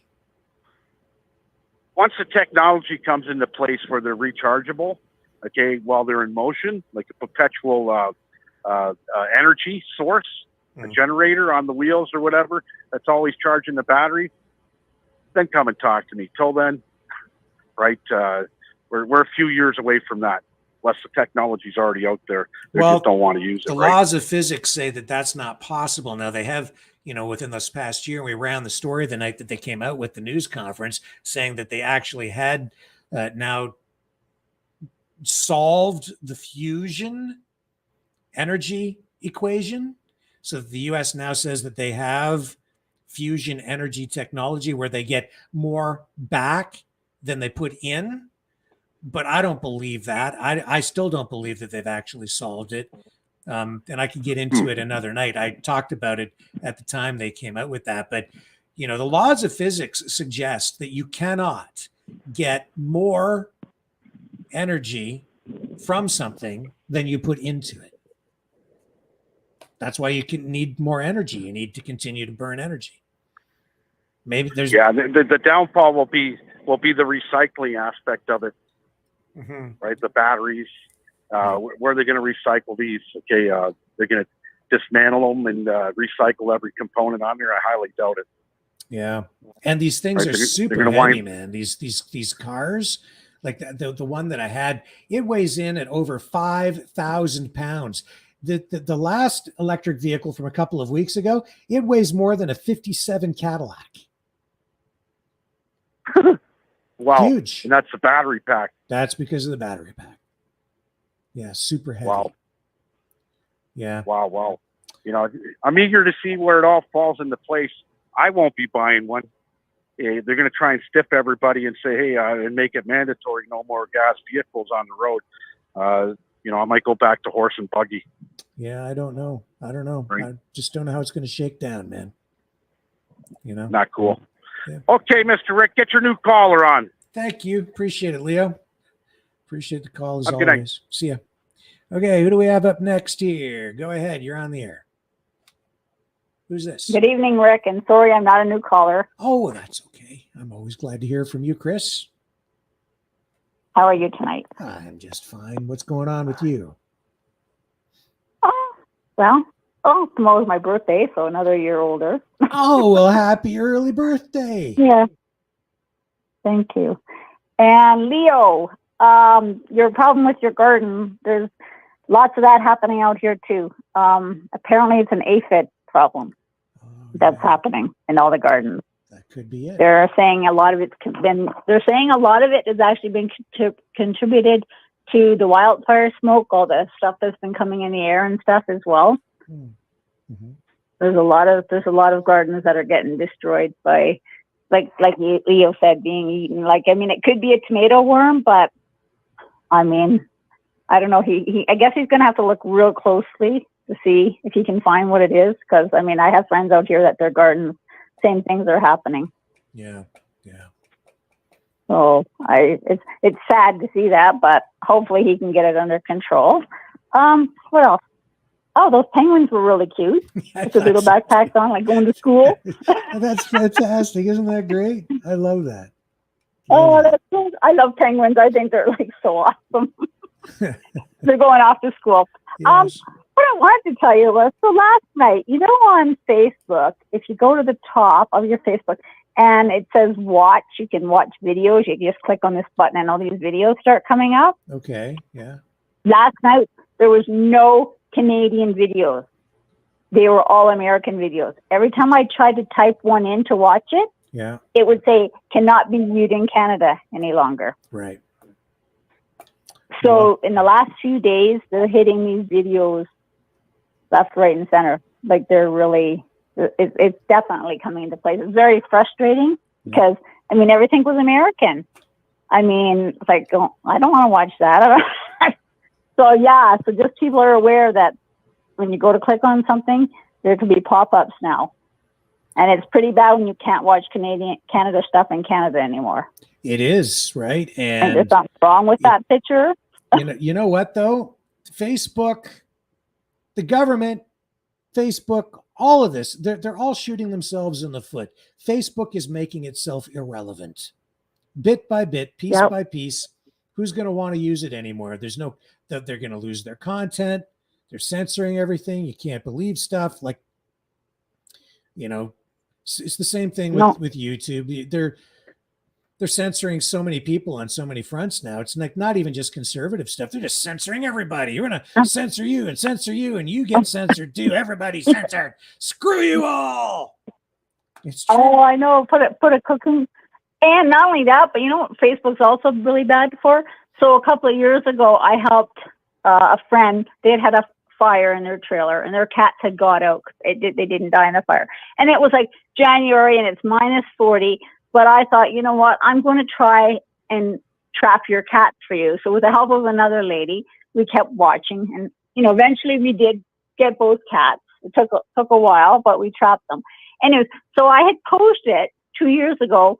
I mentioned that the last cat was found and he's back with the owner, etc. So the other day that came up as like a memory. Yeah. And then the next day, Facebook said, this goes against our community standards. Do you agree or disagree? So I went and I disagreed because I'm talking about a cat. Where do you get this is against community standards? So that's how bad it's getting now. Like you said, Facebook's shooting itself because eventually no one's going to want to be on Facebook. Right. I mean, they're only hurting themselves, right? Like it's just. Yep. And as far as this Barbie movie goes, I think you just described of it. Now I haven't seen it and I don't plan to, but if that's what the movie's about, I think they've just destroyed Barbie as girls know it. As girls know it, but like, you know, from our generation. Yeah. I mean, the younger generation, but it's just like, that's like so bizarre. I don't get why people are flocking to see that. What's happened to the world? Like, I mean, whatever happened? Is there no good movies anymore? I don't think so. Like, what is going on? You know, there's so much to be said about that. I don't even want to go to the movies anymore because it's like it's always some sort of a political statement or social engineering exercise. Whatever it is that you want to watch, whether it's Star Trek or the Barbie movie or it doesn't matter. It's always, you know, even James Bond, right? They're going to be making James Bond politically correct, and like I'm tired of it. I don't even want to watch it anymore. I don't want to watch anything. Yeah, I feel the same way as you do. Like enough is enough. Like this is getting pushed way out of portion. It's getting ridiculous. And you know, people are saying that that's not Trudeau in that picture. They say if you look at it closely, his nose doesn't resemble when, like, say if you watched him doing an interview. Mm-hmm. They're saying it's one of his sidekicks that it's not him. So I don't know. I kind of looked at the video and it's hard to tell. Like, I don't know. The face to me looks different. It's him. A little bit. It's him. It's him. Is it? It's him. Oh, okay. Yeah. It's definitely him. It is. You know, but we have to be on the lookout. We definitely have to be on the lookout for this artificial intelligence stuff. Like, what was it? Was some was it Dungeons and Dragons or one of those things that some artist created something using artificial intelligence and they got caught because people realized that it was an AI generated image. And so now they've implemented a policy of like no artificial intelligence allowed in the creation of the artwork for, I heard it today. It might have been Dungeons and Dragons, maybe something else. Oh yeah. Well, and that's the thing now, like you said, that AI stuff looks so real. Now you don't know if you're actually looking at the real thing or not. Right. Yeah. So now we got that. It is. Now we got that to mess with our head. That's right. It is Dungeons and Dragons. So they're saying that from now on, no more AI allowed in the creation of our artwork.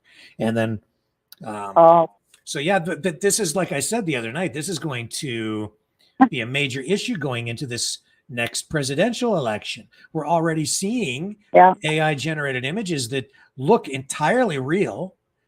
With politicians doing really embarrassing things.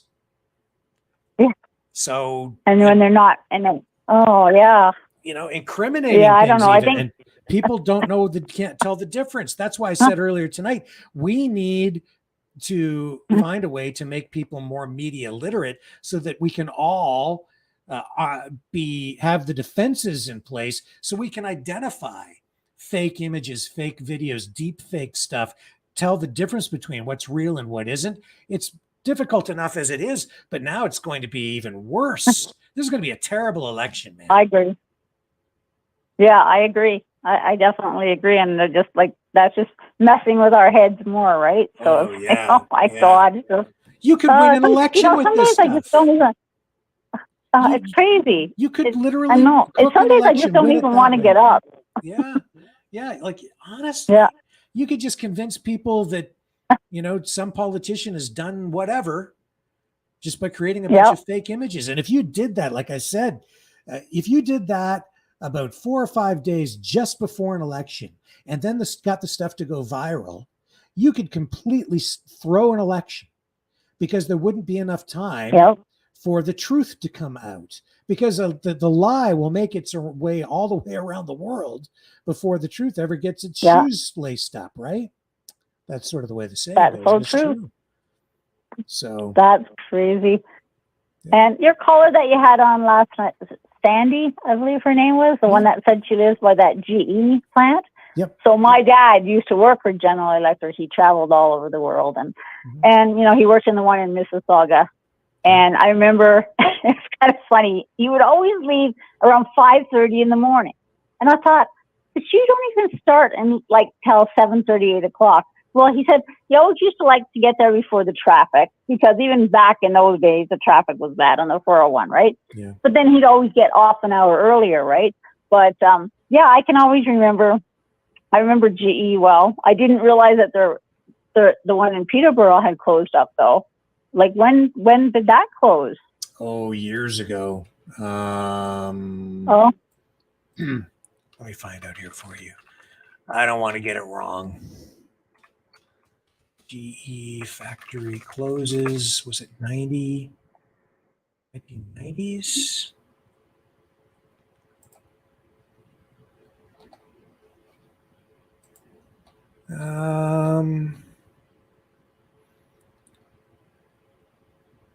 Slated to close, and that was in 2017.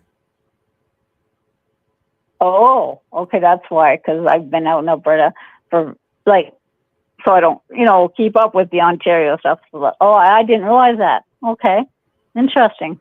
Yeah, I think. I wonder what they're going to do with that building. It's going to sit empty now. I think forever. it's what you would call, I think, a brownfield site, right? And there's some contamination there. So for them to do anything with it, you need to either clean it up or find some other way to mitigate the risk, and then build something suitable on that site. There are a lot of brownfield sites out there that, various communities struggle with, that they need to find appropriate uses for. There's one right here in my town that they're repurposing. Is there? Oh, wow. Yeah, that they're repurposing for industrial purposes here. But there has been contamination on that site in the past. It's the old site of the International Truck Factory here in my community. So there's lots of them. Yeah. Oh, okay. Yeah, it's sad that, these businesses can't be up and running and making our own stuff anymore. It's just beyond me to see this happen, but it is what it is, I guess, for now. But anyways, Rick, that's all I wanted to say was I had heard Leo about, so tell him to check for APISs. If he's listening, Rick, get him to have a really close look. I know Home Hardware does have a lot of good products for that kind of stuff. Okay. That, aren't going to be harmful to you in the end. That's why they brought in ladybugs here, because of the soybean farmers. We have tons of ladybugs now. They brought in the special kind of ladybug, imported it, and they breed and breed and breed, but they eat the aphids around here for the soybean farmers. So yeah. Yeah. Not as many this year, but in past years, tons of them fly around. Yeah. And they even come into my house here and whatever. It's just my favorite insect is dragonflies. Oh, really? When I see those, I love dragonflies, because I always feel They seem to butterflies and dragonflies bring me calmness. Like if they land right on the table, like I had one a year ago, he landed on my finger, a big dragonfly, Yeah. and he held on, and his little face, you could see his little eyes, and it was just like so comforting. And they're really good for getting rid of mosquitoes, right? So the more dragonflies, the less mosquitoes. In case you didn't know that. I didn't know that. I didn't know that. I did see this beautiful yellow bird today. I was sitting in a traffic jam on the 401 on my way home, and I had the window down because I wasn't going anywhere for a while. And this bird flew into the median, and I don't even know. I'm not a bird expert, but it was this beautiful little yellow bird with these black tips like on its wings, and I've never seen a bird like that before. But there he was sitting. He was looking over at me, and we had a little conversation. He said, "Hello there, Rick." I said, "Hello there, yellow bird." And I call him Big Bird, but he was a little bird. He wasn't Big Bird. Maybe he's like Big Bird's little brother. I don't know. Yeah, you never know. But if you're seeing Big Bird, I suggest you go get some help. Seriously, if you're seeing Big Bird on the street, we got problems. I saw Big Bird. It's real. Except for unless you're in Sesame Street, then I think anyways, Rick, I'll let you. Okay. I'll let you get on to your next caller. You have a good night. Thanks. You too. See. Okay. Is this Devin? Bye.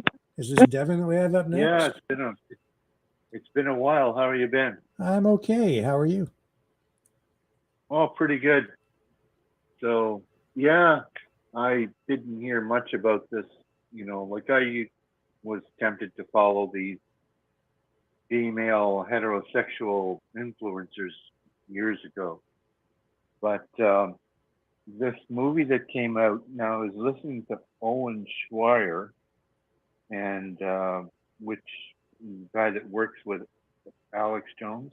Yeah. Now Alex Jones, I have to give him credit. I mean, I got well awakened in 2015 to a lot of stuff, and that's when I had my birth year of coming to the truth. And then a lot of other influencers as well. So Owen Schweier had a guest on his afternoon. He's replacing Alex right now. He's gone somewhere else. I think to Dallas or something. Mm-hmm. And so anyway, this girl, she's a conservative and she's a comedian. She's very beautiful, and she was, raked over the coals a few times by these people that would come in and heckle her, right? Because they're woke people coming in to do that. And what's her name? Said that this movie. Who is it? Chrissy Meyer, and it's spelled Mayr. Believe it or not. Okay. But it's either Christy or something like that. I didn't quite catch it. The first name. I think it's Chrissy Meyer. And she was on with Owen Schweier today. And so anyway, this movie is about actually Ryan Gosling plays as Ken. And he kind of really makes a lot of buffoonery out of Ken. He kind of puts him to laugh and to shame. So it's basically based on first to second wave feminism. Okay. It's not absolutely woke. There's only an apparition of one particular character in there that is a woke male that's changed. And outside of that, everything seems to be kind of straight. Now, a very important, Rick, I wanted to tell you this, very important thing came out in their discussion. There's a study that came out that said that 85% of young males are thinking conservatively. When they work out in gyms or when they're young, doing sports or whatever, they high five each other, they try to get along, they try to encourage. Mm-hmm. Where what women are doing at a young age, they are going very, very woke. Like under the age, I guess they say, of 19 or 21, all the way down to the youth years, they're going very, very woke. And so they're going into pansexuality and all this kind of stuff. So that's what they were discussing. So that's 85% of males are going completely like, reactionary, and they're getting along with one another, but they feel afraid nowadays of making advances or trying to get along with a lot of girls, because a lot of them are getting in groups and they follow these influencers that were traditionally heterosexual, but they're pushing the woke scene. So 85% of girls are very woke, and then 85% of young men are going more traditional. And so what I was going to bring up about, I have a funny feeling about this dude that's in office in Ottawa. He may go under the knife, believe it or not. I wouldn't put it past him, Rick. I have a feeling this guy's going to go under the knife to get changed. I wouldn't put it past him. He'll do anything, like he'll sell his soul to get elected again. Now, I don't know whether or not that would turn people politically, he's trying to find anything to get politically accepted, because he knows his days are almost over. So that's what I wanted to say, and good to hear you on the radio here, and I like the Rumble a lot better. Yep. And I've joined up with the Rumble, so. Well, I appreciate the call. I mean, you have a good evening, and nice Thank talking to you. And just anybody else out there. Oh yes, I'm concerned about Leo's tomatoes too. We had that happen when we had tomatoes going on in Shawville, on the Quebec side, which isn't too far away. So yeah, can't think of any animals that go around eating half the tomato, but I think the lady was right when she said it's ringworm or something, or tomato worm. Yeah. Okay, have a good night. All right, thank you. You have a great night too. Okay, you too. There we go. Well, I'll tell you this, I had a garden once, and rabbits ate everything that I planted. At least I think it was the rabbits. And if it wasn't the rabbits, it would have been something else. It's a good thing I'm not a farmer, or the world would starve. Yeah, famine brought to the world by Rick, the world's worst gardener / farmer. Oh my. Yeah, that's the truth. I don't have a green thumb. I don't have the patience for it. Honestly, I don't. So don't depend on me for food security. I will come up short. That's the truth of the matter. What's going on with Justin Trudeau? I don't know. Lots of speculation out there. Who the heck knows what Justin Trudeau is going to do? I think we might be looking at an election, though. There's every indication that we are probably looking at one. And I would think that, we're in August now, so if he calls an election, I would think at this point, probably winter. I don't think we're looking at a fall election now. It's already almost, we're a week into August. So not enough time. November, December, wouldn't be in December, maybe November. Hard to say. We'll see what happens, man. But there seems to be, so many indicators out there that we're looking at an election here. And then we've got the election coming up, the presidential election. And we'll continue to follow that for you as well, folks. We'll be on top of it. And I think we're going to get some help maybe on that front too from some colleagues as we endeavor to provide coverage of the U.S. presidential election. So that being said, it is now 8:21 p.m. and I think we're going to wrap it up for the evening. I truly appreciate you guys joining me here on the program again tonight. You can support the program at freedomreporters.com. We certainly do need the help. And I appreciate the donations that have come in the past and recently. So thank you. Thank you, everybody. I will be back tomorrow night, 6 p.m. Eastern Standard Time, here on the Maverick News Channel, where the world is watching. Catch you on the flip side.